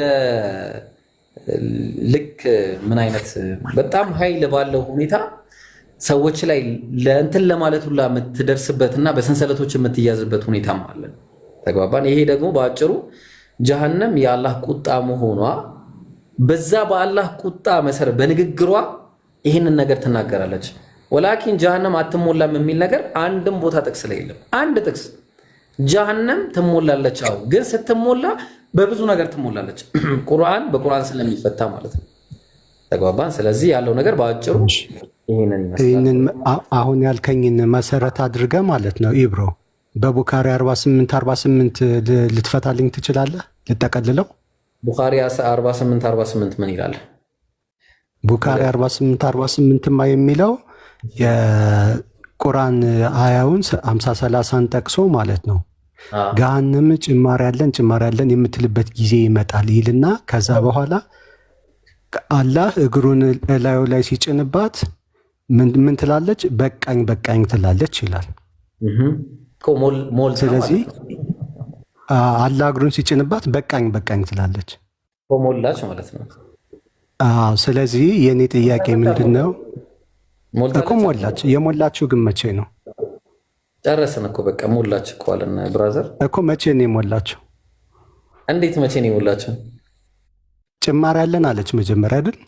እና ታዲያ ጭማሪ ያለን ስትል ሞልታ ነው እኮ ሞልታለች። አልሞላችም። ቁም ነገሩ ግን ሞላሻል ያላት በምንድን ነው እኮ? በሰዎች ተሞልታለች አልተሞላችም አይልም። እንደዛ በሰዎች ተሞልታለች አልተሞላችም። ጃነው በሰዎች ተሞልታለች አይልም። አላህ እግሩን ሲጭንባት ነው በቃኝ ያለችው። ቆይ እሱ በቃኝ ማለትና ሞልቻለሁ ማለት ይለያያል። ሞልቻለሁ ነው ያለችው፣ በቃኝ ነው ያለችው። ከዛ በፊትም አልሞላችም። አልሞላውም ለማለቷ ያለችው ሞልቻለሁ ነው በቃኝ ነው ያለችው። ሞላኝ ያለችው አላህ እግሩን ሲጭንባት ነው። ሞላኝ አሻምጣሽ ሞልቻለሁ የሚለውን አንተ ነው በቃኝ ያለች ነው ያልኩት። ስለዚህ በቃኝ ነው ያለችው ማለት ነው። እናመሰግናለን። ስለዚህ ሞልታ ነበር ማለት ነው። አይደለም ላለመሆኑ ማስረጃ ልስጥ። አልሞላችም። እሺ ጥሩ ነው። እሺ ደስ ይላል። እንደውም እንደዚህ ብታይቀኝ ነው። እሺ ዞሮ እኔው መላሽ ሆንኩኝ። እኔው ጠያቂ ነው መላሽ ሆንኩኝ። አልሞላችም የሚል ታመጣለህ። እሺ ቆይ አሁን እዚህ ጋር ምንድን ነው የሚል? በቃ ጨርሰሃል። ይኸውልህ ሰዓትን ተጠቅመሃል። ረዥም ሰዓት ጠየቀኝ ብሮ ጠየቀኝ እኮ ብሮ ሞልተሃል። አንተ ራሱ ሞልተሃል እና ይበቃል። ሁለተኛ ጥያቄ ካለ ትቀጥላለህ። ሁለተኛ ልጠይቅ ሌላ ሰው አይ ሰላም ይብሮ ሰላም ነው። እንዴት ነህ? አለው እግዚአብሔር ሰላም ነው። ቆያችሁበት እኮ በሲኦል መሙላትና ለመሙላት ጉዳይ ላይ ኧረ ተራችን አስጠበቃችሁን በጣም እውነት ነው። ብዙ ጊዜ በስላሴ እኔ የምልህ ብሎ አንድ ነው በሚል ላይ ነበር ብዙ ጊዜ የምቆየውና ዛሬ በዚህ ላይ ቆየን። እሺ ቀጥልሽ። ሲኦል መሙላትና መጉደል እንደዚህ ያስጨንቃል እንዴ? የሰው ልጅ እኔ የምልህ ብሎ አምላክ ወንድ ልጅ ነው አይደለም የሚለው ላይ ነበር ብዙ ጊዜ የምንከራከረውና ዛሬ እዚህ ላይ ያወራነው። ይገርማል። እሱ ሌላ ርዕስ ነው። እኔ ጥያቄ ነበረኝ። አይ ወደ ጥያቄ አገባም ነው ታዲያ። እሺ ጥያቄ አልሞላ ብሎት ከሆነ እኮ ወንድ ልጅ ተቀጥቋል። እሺ ጥያቄ እኔ የምልህ ቆይ ወንድ ልጅ ስለሆነ ያው ሽንት ቤት መሄዱ አይቀርም። ይሰናበት ሽንት ቤት ሊሄድ ይችላል፣ ታካሚ ይችላል። ያልተጻፈ አታንብባ። ጥያቄ ልጠይቅ ነው። ኦኬ ላሳያ። እንደዛ እኮ ነው። አይ እኔ አፍ ሲከፈት ጭንቅላት ይታያል። ጥያቄ ልጠይቅ ነው። ትክክል ነህ። የአንተ ጭንቅላትን እኮ እያየ ነው። አንዴ ይሄን ማሳ አላህ የሚያስጨንቀው ገና ለገና ሲኦል ሞላች አልሞላች። ቆይ አንዴ። አይ ይሄን የተናገርክበትን ነገርማ ይሄን ስትናገር እኔ ጥያቄ ጠይቁ ነው ያልኩት። አስተያየት ስጡኝ ምናምን ብዬ ተናግሬያለሁ? አልተናገርኩም። ይሄ የሆነ የሞኝ አካሄድ አትሂድ። እሺ ማን ወዳጄ፣ በመጀመሪያ ደረጃ እግዚአብሔር ያንተ እግዚአብሔር ወንድ ልጅ እንደሆነ ላሳየህ። እሺ በስምንተኛው ቀን የተገረዘ ባንዲ ተረጋጋ። ኧረ ተረጋጋ ወዳጅ። ጥያቄ ልጠይቅህ እኮ ነው። ያንተ እግዚአብሔር በስምንተኛው ተገርዟል አልተገረዘም? በስምንተኛው ቀን ጥያቄ ልጠይቅህ ነው። ለምን ታዲያ ፖለቲካ ለመስራት ነው? አየው አንዴ ይሄን ላሳየህ እኮ ጥያቄ ልጠይቅህ እኮ ላሳየህ። አንብበው ችግር የለውም። እንደ ሙሴ ሕግ የመንጻታቸው ወራት በተፈጸመ ጌታ ሊገርዙት 8 ቀን ክርስቶስ በስጋው ሆኗል። አምላክ ነው የሚገረዘው። ስማ የሚገረዘው አምላክ ነው። አምላክ ሰው ሆኗል እኮ። የሚገረዘው አምላክ ነበር። የተገረዘው አምላክ ሰው ሆኗል አይደል? አምላክ ሰው ሆኗል እኮ። የሚገረዘው አምላክ ነበር ወዳጅ። አናፍርበትም። ጥያቄ ልጠይቀው። ኦይ የሚገረዘው አምላክ ነው አይደለም? ጥያቄ ልጠይቅ። መልስልኝ መጀመሪያ። መለስኩልህ እኮ በስጋው አምላክ ሰው ሆኗል። እየመለስኩልህ አንዴ እኮ አምላክ ነው የሚገረዘው በለኝሽ። አምላክ ሰው ሆኗል በስጋው እንጂ አምላክ አይደለም። አምላክ በስጋው ሰው ሆኗል። ያልተገረዘ አምላክ አለ? አምላክ በስጋው ወዳጄ አምላክ ሰው ሆኗል። እሺ ቆይ ያልተገረዘ አምላክ አለ? ምን አይነት ጥያቄ ነው? እሺ የተገረዘ አምላክ አለ? ምን አይነት ጥያቄ ነው? አየው ጥያቄ እንደዚህ ነው። እኛ በአካላት ሶስት መሆናቸው እናምናለን። ስለዚህ በተለየ አካሉ ወልድ ሰው ሆኗል፣ በስጋው ደግሞ ሰው የሆነውን ሁሉ ሆኗል። ከኃጢአት በስተቀር ሰው የሆነውን ሁሉ ሆኗል። እሺ ስንት ቤት ሄዷል? ስንት ቤት ሄዷል? ድፍን ስላልሆነ ሰመድ ስላልሆነ ሊሄድ ይችላል። ስለዚህ ሽንት ቤት ሄዷል። ኦኬ ያ ሽንት ቤት የሄደው ነገር እንዳለ ድፍን ስላልሆነ ማውጫና መስገቢያ ስለ እኮ ቆይ አንዴ እሱን እንመጣበታለን። እኔ አሁን ጥያቄ ልጠይቅ ነው። ቆይ እኮ በቃ አርፈህ ተቀመጥ። ጥያቄ ልጠይቅ ነው። አርፈህ ተቀመጥ። እሺ ሌላ ጊዜ ስትመጣ ለምን ጥያቄን ፈራ እኮ ፖለቲካ ለመስራት አትምጣ። አሁን ወደ ጥያቄ ትሄዳለህ። መጀመሪያ እንዲህ አይነት ፖለቲካዎችን ስትጀምር ማለት ነው እንዲህ አይነት ነገር ይደርስብኛል ብለህ ወቅ። እሺ ፖለቲካ አትጀምር። እሺ መጀመሪያውኑ ከዚህ በኋላ ምንም የደረሰብኝ ነገር የለም። እሺ ያንተ አምላክ ሽንት ቤት ሄዷል ወይስ አልሄደም? ሽንት ቤቱ የሄደበት ታመልከዋለህ ወይስ አታመልከው? ጥያቄን አትቀበለኝም? ጥያቄን እሺ ተረጋጋ። አትፍራ። እሺ አድባ ታዲያ አድብ። ጥያቄ ልጠይቅህ እኮ ጠይቅ። ሌላ ነገር ሳትናገር ጥያቄ እሺ ወደ ጥያቄው ልግባ። ቁርአን ከመሐመድ በፊት ነበር ወይስ አልነበረም? ቁርአን ከሆነ አልነበረም፣ ግን ኢንጂል ነበረ። አልነበረም? ኢንጂል ነበረ፣ ቁርአን ግን አልነበረም። ቁርአን ከመሐመድ በፊት ነበረ አልነበረም? ቁርአን ከሆነ ለነብዩ መሐመድ ነው የወረደው። ቁርአን ከሆነ ለነብዩ መሐመድ ነው የወረደው። ሰላም አለይኩም ወራህመቱላሂ ወበረካቱሁ። ወአለይኩም ሰላም ወራህመቱላሂ። ስለዚህ ባልነበረ ነገር ላይ የቀደሙ ህዝቦች ለምን ሚውት አታርጉት? አቡኪታው ሚውት አታርጉ። እሺ ቀጥል። ቁርአን ከመውረዱ በፊት ቀድሞ የነበሩ ህዝቦች በምን ይመሩ ነበር? በወንጌል በኢንጂል ይመሩ ነበር፣ በተውራት ይመሩ ነበር። መረጃ አለ? አዎ አለኝ። አውጣ፣ መረጃ አውጣና ንገረኝ። አይሽ ምንድነው አሁን? ስለዚህ በኢንጂልና በቁርአን መሰረት በኢንጂልና በተውራት መሰረት አለ የሚባል አምላክ ነው የሚያስተምሩት? አዎ አላህ ነው ያስተምሩት። አላስተማሩ። መረጃ አምጣ። እሺ አላስተማሩም ያልከው አንተ ነህ አይደለ? ከየት ነው ከምንድን ነው መረጃ መስጠት? እኮ መረጃ ስጠኛ አንተ እያልከኝ እኮ ነው። ከምንድን ነው መስጠት? ከቁርአን ከቁርአን ለምን ትሰጠኛለህ? እና ከአዲስ ዘመን ቁርአን አልነበረማ። ባልነበረበት ሰዓት ምን አይነት ከቁርአን እንደ መረጃ ትሰጠኛለህ? አይደለም ብለኸኛል እኮ አልነበረም ብለኸኛል። እሺ ከአዲስ ዘመን ጋዜጣ ወይስ ከዴርቶ ጋዳ ወይስ ከፍቅር እስከ መቃብር የትኛው ልስጥ? ቁርአን ካልነበረ ማለት ነው መረጃ ታዲያ ምንድን ነው? በጣም ጥሩ። ያኔ መጽሐፉ ተበርዟል። አንደኛ መጽሐፉ የተበረዘ መጽሐፍ ነው እንጂ ማን ያለው ተበርዟል ያለው ማን ነው? ቁርአን አለ። መጽሐፋችሁም ተበርዟል። አላየውም? ቁርአን የቱ ጋር ነው? መጽሐፍ ቅዱስ ተበረዘ ያለ የቱ ጋር ነው? ቁርአን አሁን እኮ አንተ የኪስህን ወሬ ነው የምታወራው። መረጃ አውጣ የሚባል ነገር አያውቀውም። በመጀመሪያ የሁሉ ህዝብ ሰብስበህ ትተረተራለህ። መረጃ አውጣ አሁን። ስለዚህ በስርዓት ማውራት አልቻልክም። ልትወርድ ነው ፍላጎትህ? ልትወርድ ነው? መረጃ የለህም እኮ። መረጃ መብትህ ነው፣ ታስወርደኛለህ። መረጃ አለው። በመረጃ ማለት እኮ መረጃ እኮ ልሰጥ ነው። መጽሐፉ መበረዙን አላህ ሱብሓነሁ ወተዓላ በሱረቱል በቀራ ላይ ምን ብሎ ተናገረ? ምዕራፍ 2 ቁጥር 79 ላይ እናንተ የመጽሐፍቱ ሰዎች እውነትን በውሸት ነው ለነዛ መጽሐፍን በግል ይህ ከአላህ ዘንድ ነው ለሚሉ ወየውላቸዋል።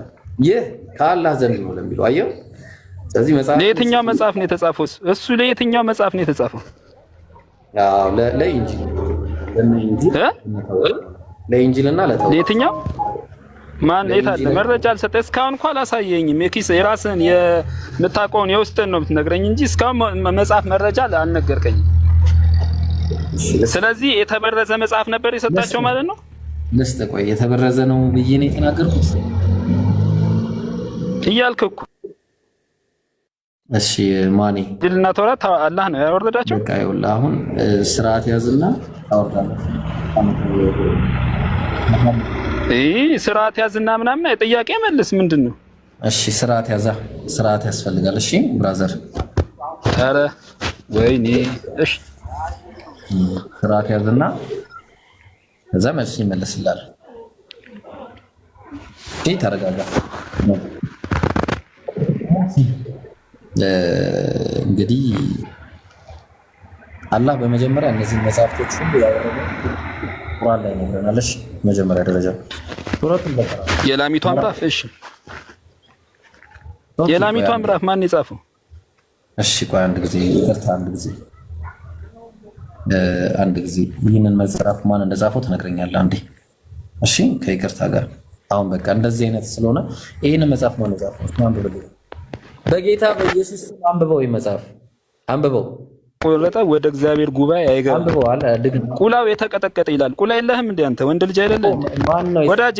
ይሄን የጻፈው ፈጣሪ በሰጠ ነገር ላይ ታፍራለህ እንዴ? ቁላ የለህም እንዴ?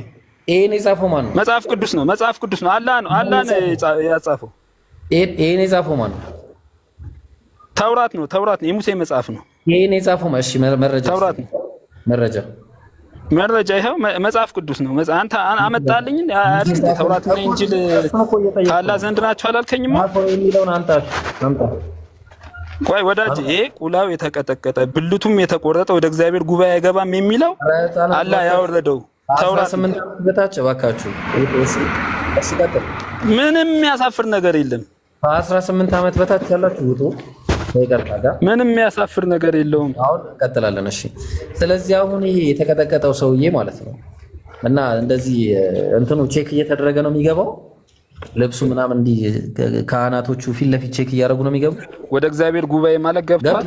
ወደ የእግዚአብሔርን መስዋዕት አያቀርብም። በነገራችን ላይ እሱ ሌላ መስዋዕት የማያቀርቡት እንዲህ ቼክ አድርገው ነው። ርዕስ ነው ሌላ ርዕስ። ለምን ሽፍት ታደርጋለህ? እኔ ጠየቅኩህን ለምን አትመልስልኝ? ልብሱን እንደዚህ ከፍተው ነው ቼክ አድርገው ነው የሚያስገቡት። ኧረ ወዳጄ ሽፍት አታርጋ ርዕስ። በቃ በርዕሱ ላይ የጠየቅኩህን መልስልኝ። ከቁርአን ስርዓት ስለሌለ ስርዓት እንዲያረግህና ተወርድና ከዛ ትገባለህ። አሁን ይሄ ኦክቶበር የሚባለው ልጅ ከዚህ በፊት በጣም አስቸጋሪ ነበረ፣ ግን ዛሬ በጣም ስርዓት ይዞ ስለመጣ በስርዓት ነው ያስተናገድኩት። አለቀ። ይኸው በቃ በስርዓት አንድም ትርፍ ቃል አልተናገረም። አያችሁ። አንተ ግን ስርዓት የለም። ስለዚህ ስርዓት ስትይዝ በስርዓት እናወራለን ማለት ነው። እሺ ቃል ስጋ ሆነ። ጥያቄ አለ? ጥያቄ አለ? ሰላም ናችሁ? እንዴት ነህ? ሰላም ነው። እሺ ጥያቄ ልጠይቃ? አዎ እሺ። አላህ አልተገረዘም ይላልና ሳሂህ አልቡኻሪ 65:24 ስታውጣልኝ። እሺ አውጣ፣ አንብብልን እስቲ። ሳሂህ አልቡኻሪ ስንት አውጣ። አላህ በቂያማ ጊዜ ያልተገረዘ አላህ ታገኛላችሁ ይላልና አንዴ አውጣ። ምን ሰውዬ ወላሂ ዛሬ የመዋረጃ ቀን ነው። እሺ በጣም የትኛው ሐዲስ መሰላችሁ? ዑራተን ሑፋተን ጉር ይሄ በቃ ይሄን ሐዲስ ይዘህ እንደው ወይኔ ራስ ያውጣ። ቆይ ራስ ያውጣ እና ቃል ስጋውና ራስ ያውጣ። ይብሩ አንተ ታውጣለህ። ያልተገረዘ አላህ ይላልና አውጣው። ታወጣለህ። መረጃውን ትከፍትልናለህ እንዴ? መረጃ ሰጠው እኮ። እሺ ንገረኝ። ችግር የለውም። እኔ ወላሂ ያወጣለታለሁ። ችግር የለውም። ሳሂህ አልቡኻሪ 65:24 ያልተገረዘ አላህ በቂያማ ጊዜ ታገኛላችሁ ይላል። በቃ ተውት። በቃ ተው። እንዴት ነው?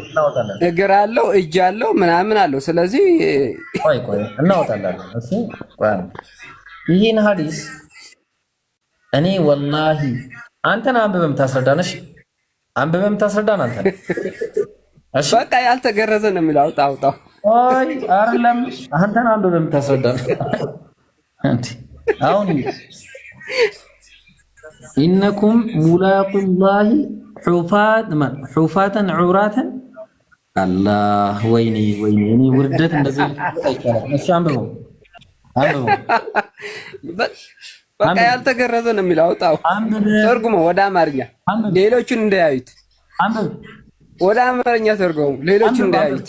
አንተ አንብብ እኮ ነገርኩህ እኮ ሐሳቡ ነገርኩህ አይደል እንዴ? አንብብ አውጣ ወደ አማርኛ ተርጎሙና ሌሎች እንዳያዩት ፈልግ። አንብብ ይኸው አውጣው።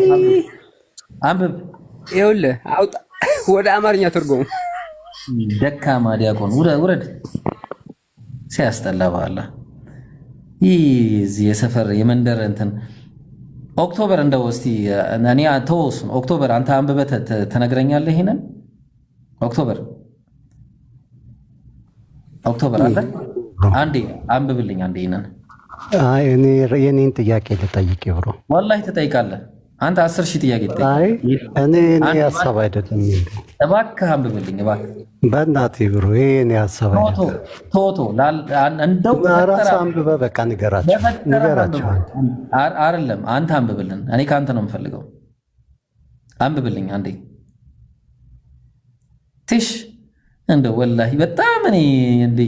እሺ ምን ይላል መሰላችሁ? the prophet said አለይሂ ሰላቱ ወሰለም አለ እናንተ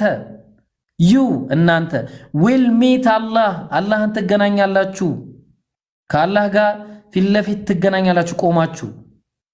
barefooted ባዶ እግራችሁን፣ naked ራቁታችሁን፣ walking on feet በእግራችሁ እየሄዳችሁ፣ ከዛ በኋላ ያልተገረዛችሁ ሆናችሁ። ያ ጀማዓ ምን አይነት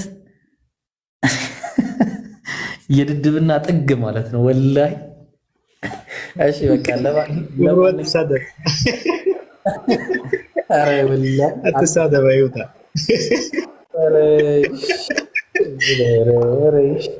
ኧረ በፈጣሪ ብሮ ልጠይቅ እንዲያውን ጠይቅ። ቆይ እንትን ቁርአን ብታወጣልኝ ደስ ይላል። አንድ ነገር አለ። ቆይ ብሮ ኦክቶበር ከመቀጠሉ በፊት እግዚአብሔር ምን ብሎ ነበር የተናገረው? አላህ አካል አለው እንደዚህ ያለው ሲል ነበረ። አንድ ሁለት ነገር ላሳያችሁ። ለእግዚአብሔር ጥርስ አለው፣ ተረከዝ አለው፣ ከርስ አለው፣ በጣም ብዙ ነገር ላሳይ ብሮ። አንድ ደቂቃ ብቻ። እኔ ግን አለው እኮ አላልኩም ብሮ። አለው ምናምን ብያለሁ እንዴ ብሮ? አንተ አይደለም። ቆይ አንተ ክርስቲያን መጠየቅ የምትፈልጉ እንዳለ መግባት ትችላላችሁ። እሺ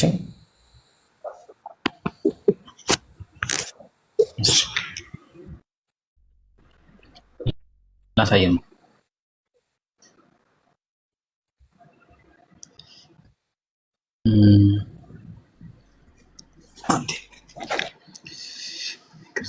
ይቅርታ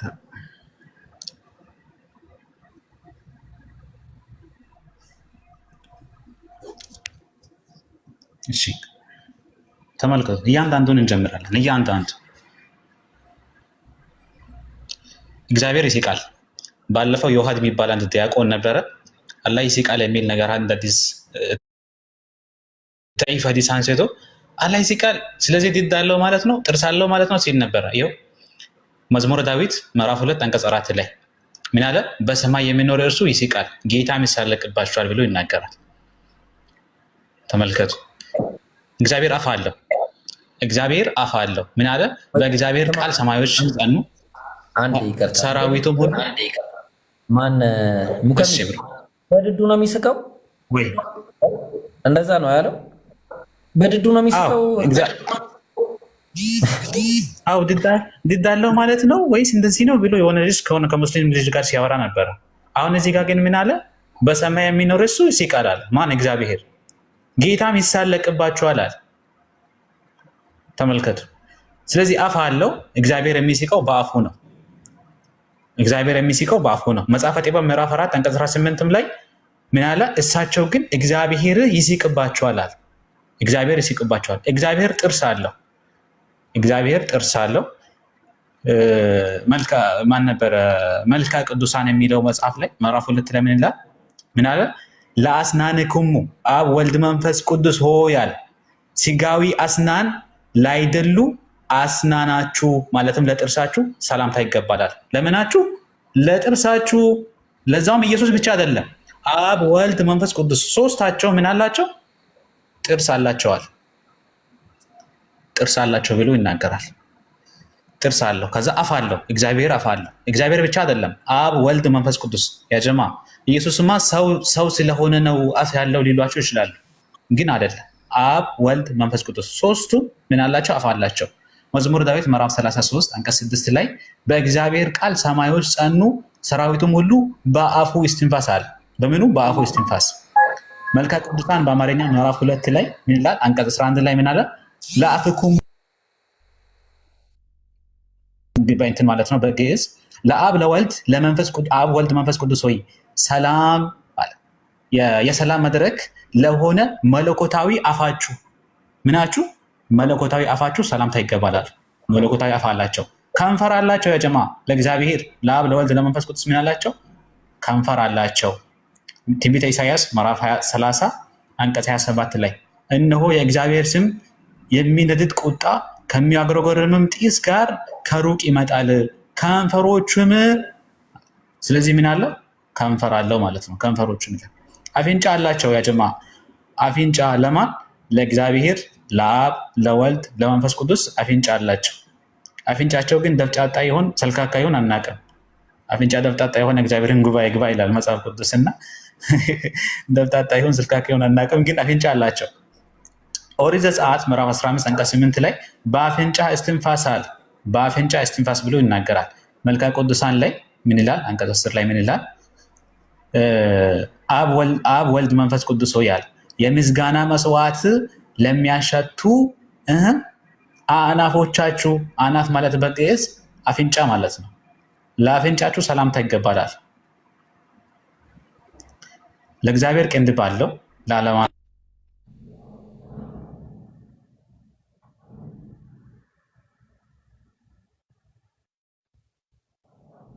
ማን የተቋረጠው? እሱ ነው። ሰላም አለይኩም። አዎ እሱ ነው። ብሮ እንዴት ነህ? ሰላም ነው አልሐምዱሊላህ። አንድ ጊዜ ቆይ፣ ኦክቶበር ጥያቄ ይጠይቅና ስለቆየ ምን ቁርአን ታወጣልኛለህ ብሮ? እሺ ማሂር አለ። ሰላም አለይኩም። ወአለይኩም ሰላም ወራህመቱላህ አለ። ቀጥልሽ። ሰላም ናችሁ? አልሐምዱሊላህ። አንድ የቁርአን አውጣልኝ እስኪ 16 ከ76። እሺ እናውጣለን። 97 ማለት 16 97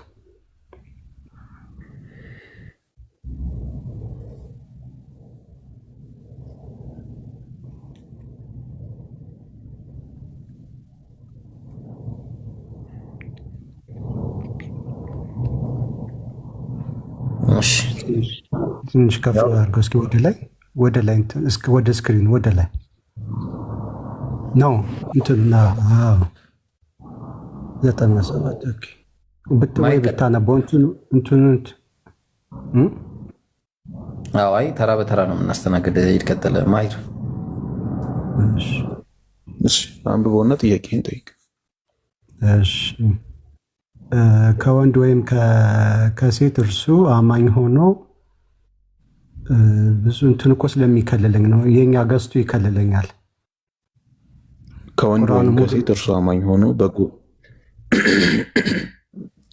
በጎን ይሰራ መልካም ኑሮ በእርግጥ እናኖረዋለን፣ ይሰሩትም ከነበሩት ነገር በመልካሙ ምንዳቸውን እንመነዳቸዋለን ይላል።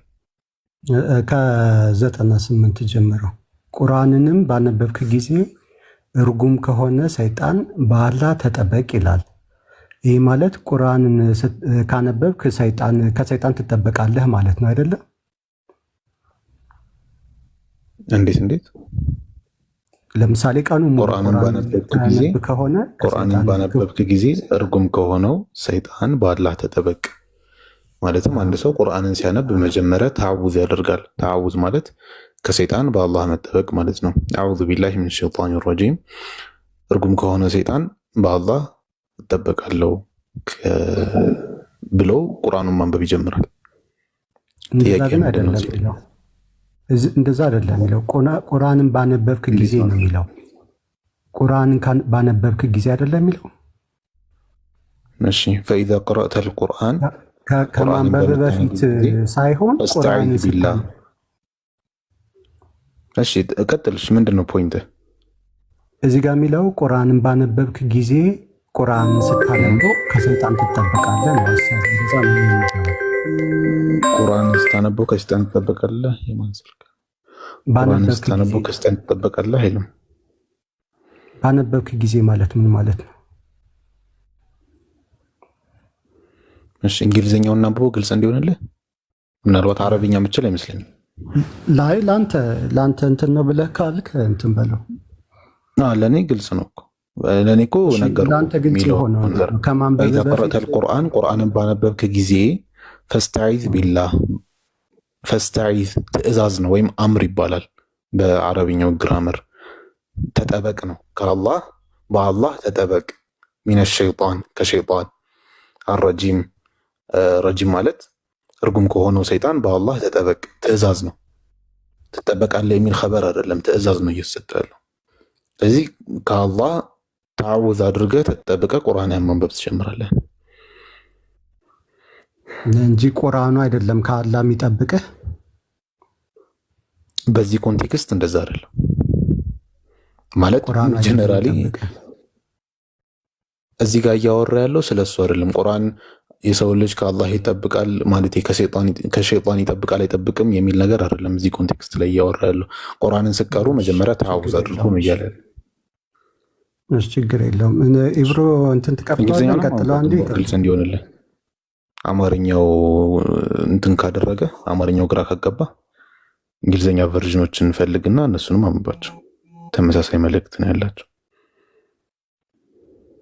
እሺ ኢብሮ ስልክ ይዟል መሰለኝ። ቀጣዮቹን እስከ 100 ያለውን ሐሳብ ነበር የፈለኩት። እሺ 99 ላይ ምን ይላል? ኢብሮ እንዴት በሙላት እንትን ሐሳቡ እንድናገኘው እኮ እነርሱ በእነዚያ ባመኑትና በጌታቸው ላይ በሚጠጉት ላይ ለእነርሱ ስልጣን የለውምና ይላል። እርሱ እነርሱ ሳይሆን እርሱ አይደል?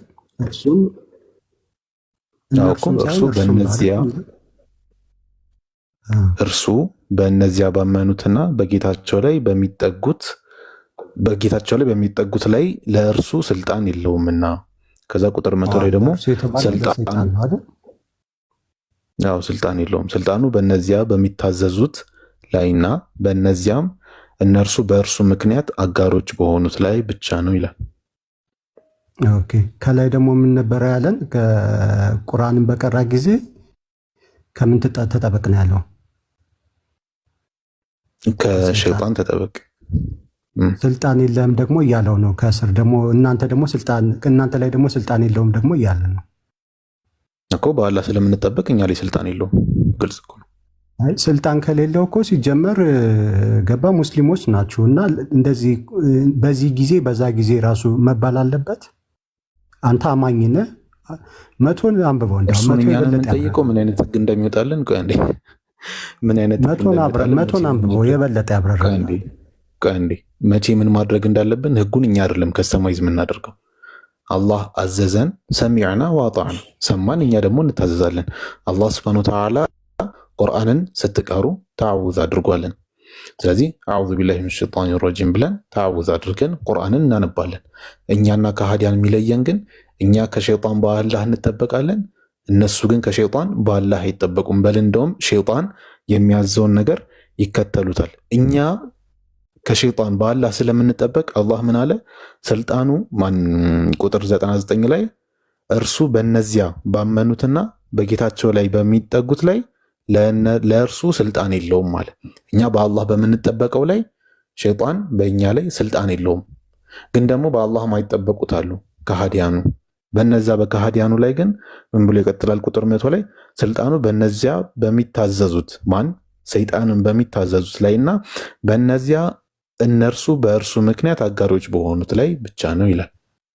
ይህ ስልጣኑ ነው አይደል? ጥያቄ ስልጣኑ እኛ በአላህ ስለምንጠበቅ እኛ ላይ ስልጣን የለውም። እናንተ ላይማ ስልጣን የለውም እኮ ጭራሽ። በቃ ያ እኮ እሺ። አሁን ጥያቄ ምንድን ነው? ዋናው ፖይንት ምንድን ነው? እሺ እዚህ ጋር ሁለት የተቃረነ ነገር ሀሳብ ስላለው ነው። ግን እሺ አሁን አንተ ባልከው ልቀበልህና ማነው በእነርሱ በካዲዎችና በሚከተሉት ላይ ነው ሰይጣን ስልጣኑ ብሏል። ከላይ ደግሞ አንተ እንዳልከኝ አንተ ባልከው ልውሰድና በአላህ እንጠበቃለን ብለኛል። ለምንድን ነው መሐመድን ሰይጣን እንትን ድግምት ያስያዘው? እሺ አንደኛ እና በጣም መሰረታዊ ነገር አንድ አረፍተ ነገር አንብበ ይጋጫል ማለት ሎጂካሊ ይጋጫል። እንደዚህ ማለት ራሱ ሎጂካሊ አያስኬድህም። አንድ አረፍ ሊጋጭ የሚችለው አንድ እዛ ጠረፍ ያለ አረፍተ ነገርና አንድ እዛ ጠረፍ ወይም ደግሞ ኢቨን አንድ ሰው የተናገረው ንግግር ራሱ ይጋጫል ስትል ትንሽ የሆነ እንዴት የማስባል ነገር ያመጣል። ግን ዞሮ ዞሮ ኢቨን እሱን ራሱ ይጋጫል ለማለት በተለያየ ኮንቴክስት የተነገረ ነገር ይህ እንደተናገረ ሳያስበው ያንን ተናገረ ነው ልትል የምትለው እንጂ አንድ አረፍተ ነገር 3 ቦታ አድርገው ይሄ ከዚህኛው ጋር ይጋጫል፣ ይሄኛው ሀረግ ከዚህኛው ሀረግ ጋር ይጋጫል ልትል አትችልም። ለማንኛውም ወደ እንትን ስንመጣ ደግሞ አንድ አረፍተ ነገር ነው። ወደ ጥያቄ ስንመጣ አንድ አረፍተ ነገር እኮ 3 ቁጥር ነው የነበረው 3 አንቀጽ አንድ ንግግር ነው አይደለ? 3 አንቀጽ ተከታታይ ንግግር አይደለም። አንድ አረፍተ ነገር አይባልም አይብሮ። አንድ አረፍተ ነገር እኮ ሀሳቡን የጨረሰ ማለት ነው። በ30 ሰከንድ የምትናገረው ፓራግራፍ ራሱ አይሞላም አይደለ? ኢቭን በ30 በ20 ሰከንድ የምትናገረው ነው። አንተ ራስ ከራስህ ጋር ስቀጥና ወደ ጥያቄ ስንመለስ ነብዩ ሰለላሁ ዐለይሂ ወሰለም ለምንድነው ድግምት የተሰራባቸውን ያልኩ አይደለ? በአላህ እንጠበቃለን ብለኸኛል እና እዛ ጋር ደግሞ የሚለው 98 ላይ ቁርአንን በቀራ ጊዜ ከአላህ ትጠበቃለህ ብሏል። ስለዚህ ለምንድን ነው አንደኛ በአላህ እንጠበቃለን እሱን አስረድቻለሁ። አንዴ ወደኋላ ትመልሰኝ። እሱን አስረድቻለሁ። በአላህ ተጠብቃችሁ ቁርአኑን ጀምሩ እያለን ነው። ለማንኛውም እንጠቅልለው ሀሳብህን፣ ችግር የለው። ሙስሊሞች በአላህ የምትጠበቁ ከሆነ ከሸይጣን ነቢዩ ሰለላሁ ዐለይሂ ወሰለም ለምን ድግምት ተሰራባቸው? ይሄ ነው አይደለ? በቃ ይሄ ነው አይደለ? አዎ ቀጥልሽ። ድግምት ወይም ደግሞ አይ ከላይም ስለ ቁርአን እኮ ስላወራ አንተ ልትነጥልብኝ ስለፈለክ ነው። ግን ቀጥለሽ እንዴ መጀመሪያ ነቢዩ ሰለላሁ ዐለይሂ ወሰለም ላይ ሲሕር ተሰርቶባቸዋል። ያ ሲሕር የምንለው ነገር ራሱ ምንድን ነው? ከበሽታዎች አንድ በሽታ ነው። ነቢዩ ሰለላሁ ዐለይሂ ወሰለም በዛ ነገር ታመው ነበረ፣ እንዲታመሙ አድርገው ነበረ። ያልሰሩት ነገር የሰሩ ይመስላቸው ነበረ፣ ግን ያልሰሩት ሆኖ ሳለ ማለት ነው። ሰው ምንም ከሸይጣን ጋር የሚያያይዘው ነገር የለም። ድግምት የምን ስራ ነው? በሽታ ነው። እንዲታመሙ አድርጓቸው ነበር። ድግምት የሰይጣን ስራ አይደለም። አይደለም እንደዛ አይልም። ስለ ሲሕር ነው እያወራን ያለ ነው። ሱራ 2:112 እዛ ጋ ግን ነቢዩ ሰለላሁ ዐለይሂ ወሰለም ለምሳሌ ሙሳ ዐለይሂ ሰላም ከሰባዎቹ ምንድን ነው የሚባሉት? ደጋሚ ነው የሚባሉት። ከሰባዎቹ ደጋሚዎች ጋር በሚፎካከርበት ጊዜ እሱ አይኑ ላይ ድግምት ሰሩበት ይላል። አይኑ ላይ ድግምት ሰሩበት ማለት አይኑ መቶ ሸይጣን ያዘው ማለት አይደለም። ግን ያልሆነ ነገር ያልተንቀሳቀሰ ነገር እየተንቀሳቀሰ መስሎ ታየው፣ ወይም ደግሞ ያልተለወጠ ነገር የተለወጠ መስሎ ታየው። አይኑ ላይ ምንድነው እንትን አለበት። ምንድነው ይሄ ተኺል ምንለው ነገር አለ። አማርኛው አልመጣልኝም። አይኑ ላይ እንደዛ ሆነበት። ያልሆነ ነገር የሆነ መስሎ ታየው ነው ሙሳ እንጂ ሙሳ ወይም ደግሞ ሙሴን እነዛ 70 ምናምኑ ደጋሚዎች ወይም ደግሞ እነዛ ሳሒሮቹ መጥተው አይኑ ላይ በሰይጣን ያስያዙት ማለት አይደለም። ነቢዩ ሰለላሁ ዐለይሂ ወሰለም ዩኸየሉ ዐለይህ ብሎ ነው ሐዲሱ ላይ የሚያስቀምጠው። ልክ እንደ ሙሳ ዐለይሂ ሰላም እሳቸውም ያልሰሩትን የሰሩ ይመስላቸው ነገር ነበረ። ልክ ሳሒሮቹ እዛ ጋር ሙሳ ያልተፈጠረውን ያልተንቀሳቀሰውን ወይም ደግሞ ያልተቀየረውን የተንቀሳቀሰና የተቀየረ እንዲመስለው እንዳደረጉት ሁሉ ማለት ነው። ስለዚህ ኦኬ ብዥታ እንደዛ ምንለው እንችላለን። ስለዚህ ይሄ ነው እንጂ ምንም ከሰይጣን ጋር የሚያገናኘው ነገር። ሱራ 2:112 ትንሽ አንብበልኝ አንዴ፣ ወይም ደግሞ ሱራ 113 ከ1 እስከ 15ም እንችላለን፣ ግን ያኛው ይሻላል። ሱራ 2:112 እሺ አንዴ ወጥቻለሁ ድጋሚ አንዴ ሱራ 2 ቁጥር ስንት አልከኝ? 102 202 ነው 102። እስኪ ከሁለት አንዱ ይቅርታ፣ በጣም 202 ይመስለኛል። ካለው 202 ይመስለኛል። 202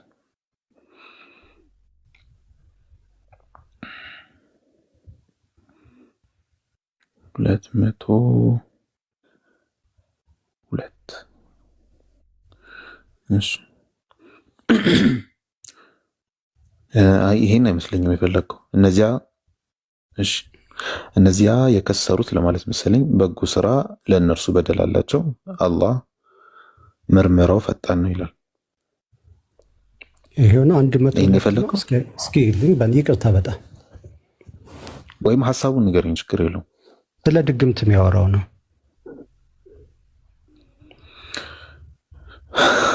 100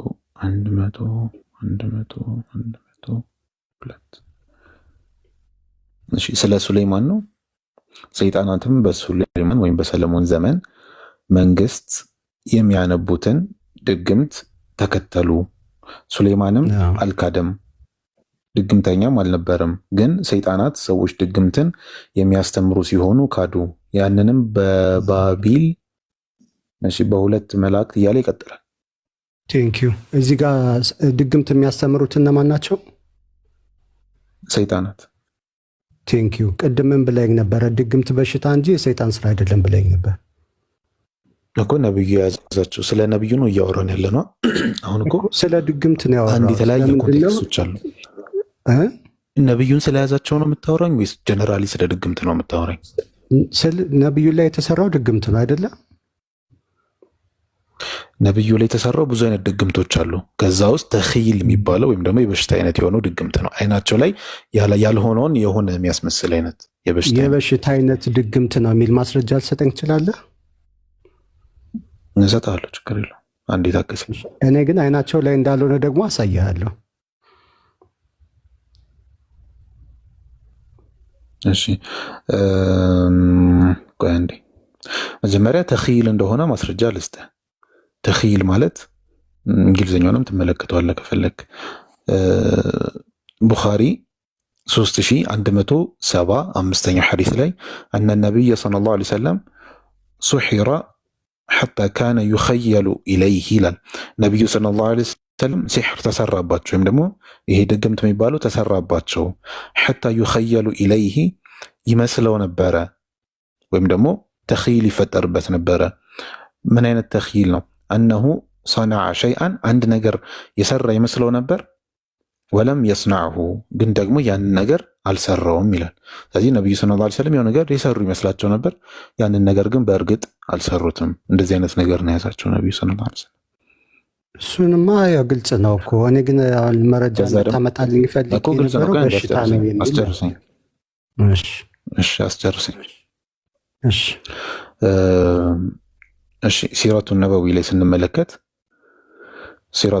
ላይ ስንመለከት የነቢዩ ሰለላሁ ዐለይሂ ወሰለም ሲራቸውን በያዘ ኪታብ ላይ ወሲሕሩ ለዚ አሳበሁ ነቢዩ ሰለላሁ ዐለይሂ ወሰለም የያዛቸው ሲሕር ወይም ደግሞ ነቢዩን ያጋጠማቸው ሲሕር ገጽ 514ኛው ነው እያነበብኩልህ ያለሁት። ወሲሕሩ ለዚ አሳበሁ ካነ መረጠን ሚነል አምራድ ነቢዩ ሰለላሁ ዐለይሂ ወሰለም የያዛቸው ይዟቸው የነበረው ሲሕር በሽታ ነበር። ሚነል አምራድ ከበሽታዎች የሆነ አንድ በሽታ ነበረ። አረዳ ሸፋሁ ላሁ ታመው ነበረ። ከዛ በኋላ ግን ሸፋሁ ላህ አላህ ምን አደረጋቸው? ሸፋ ምንድን ነበር ይሄ? ወደ አማርኛው አምጡልኝ። አዳናቸው። አላህ ታመው ነበረ፣ አላህ አዳናቸው እያለ ያስቀምጣል። ግልጽ ነው። በመንገድ ነው የዳኑት። ሰይጣን ማስመሰል ነው አይደል? ጥያቄው አላለቀም። ማሂር የሁሉ ሰው ጥያቄ የጠበቀ ነው እኮ ደስ እንዳላቸው።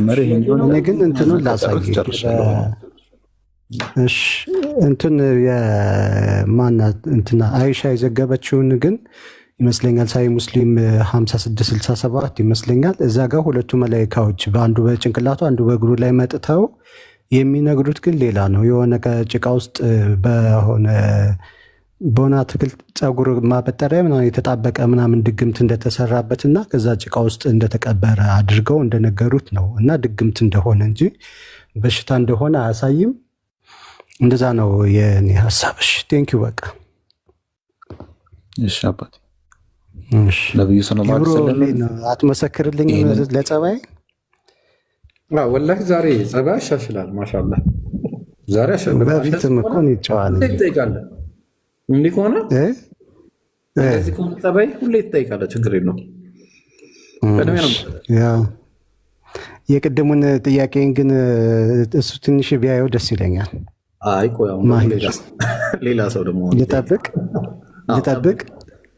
እሺ ሌላ ሰው አስከትል። ማሂር እየበዳው ነው። አብረሽ ቀጥል። ወይ እኔ አንድ የሆነ ነገር ላሰማችሁና ልውጣ።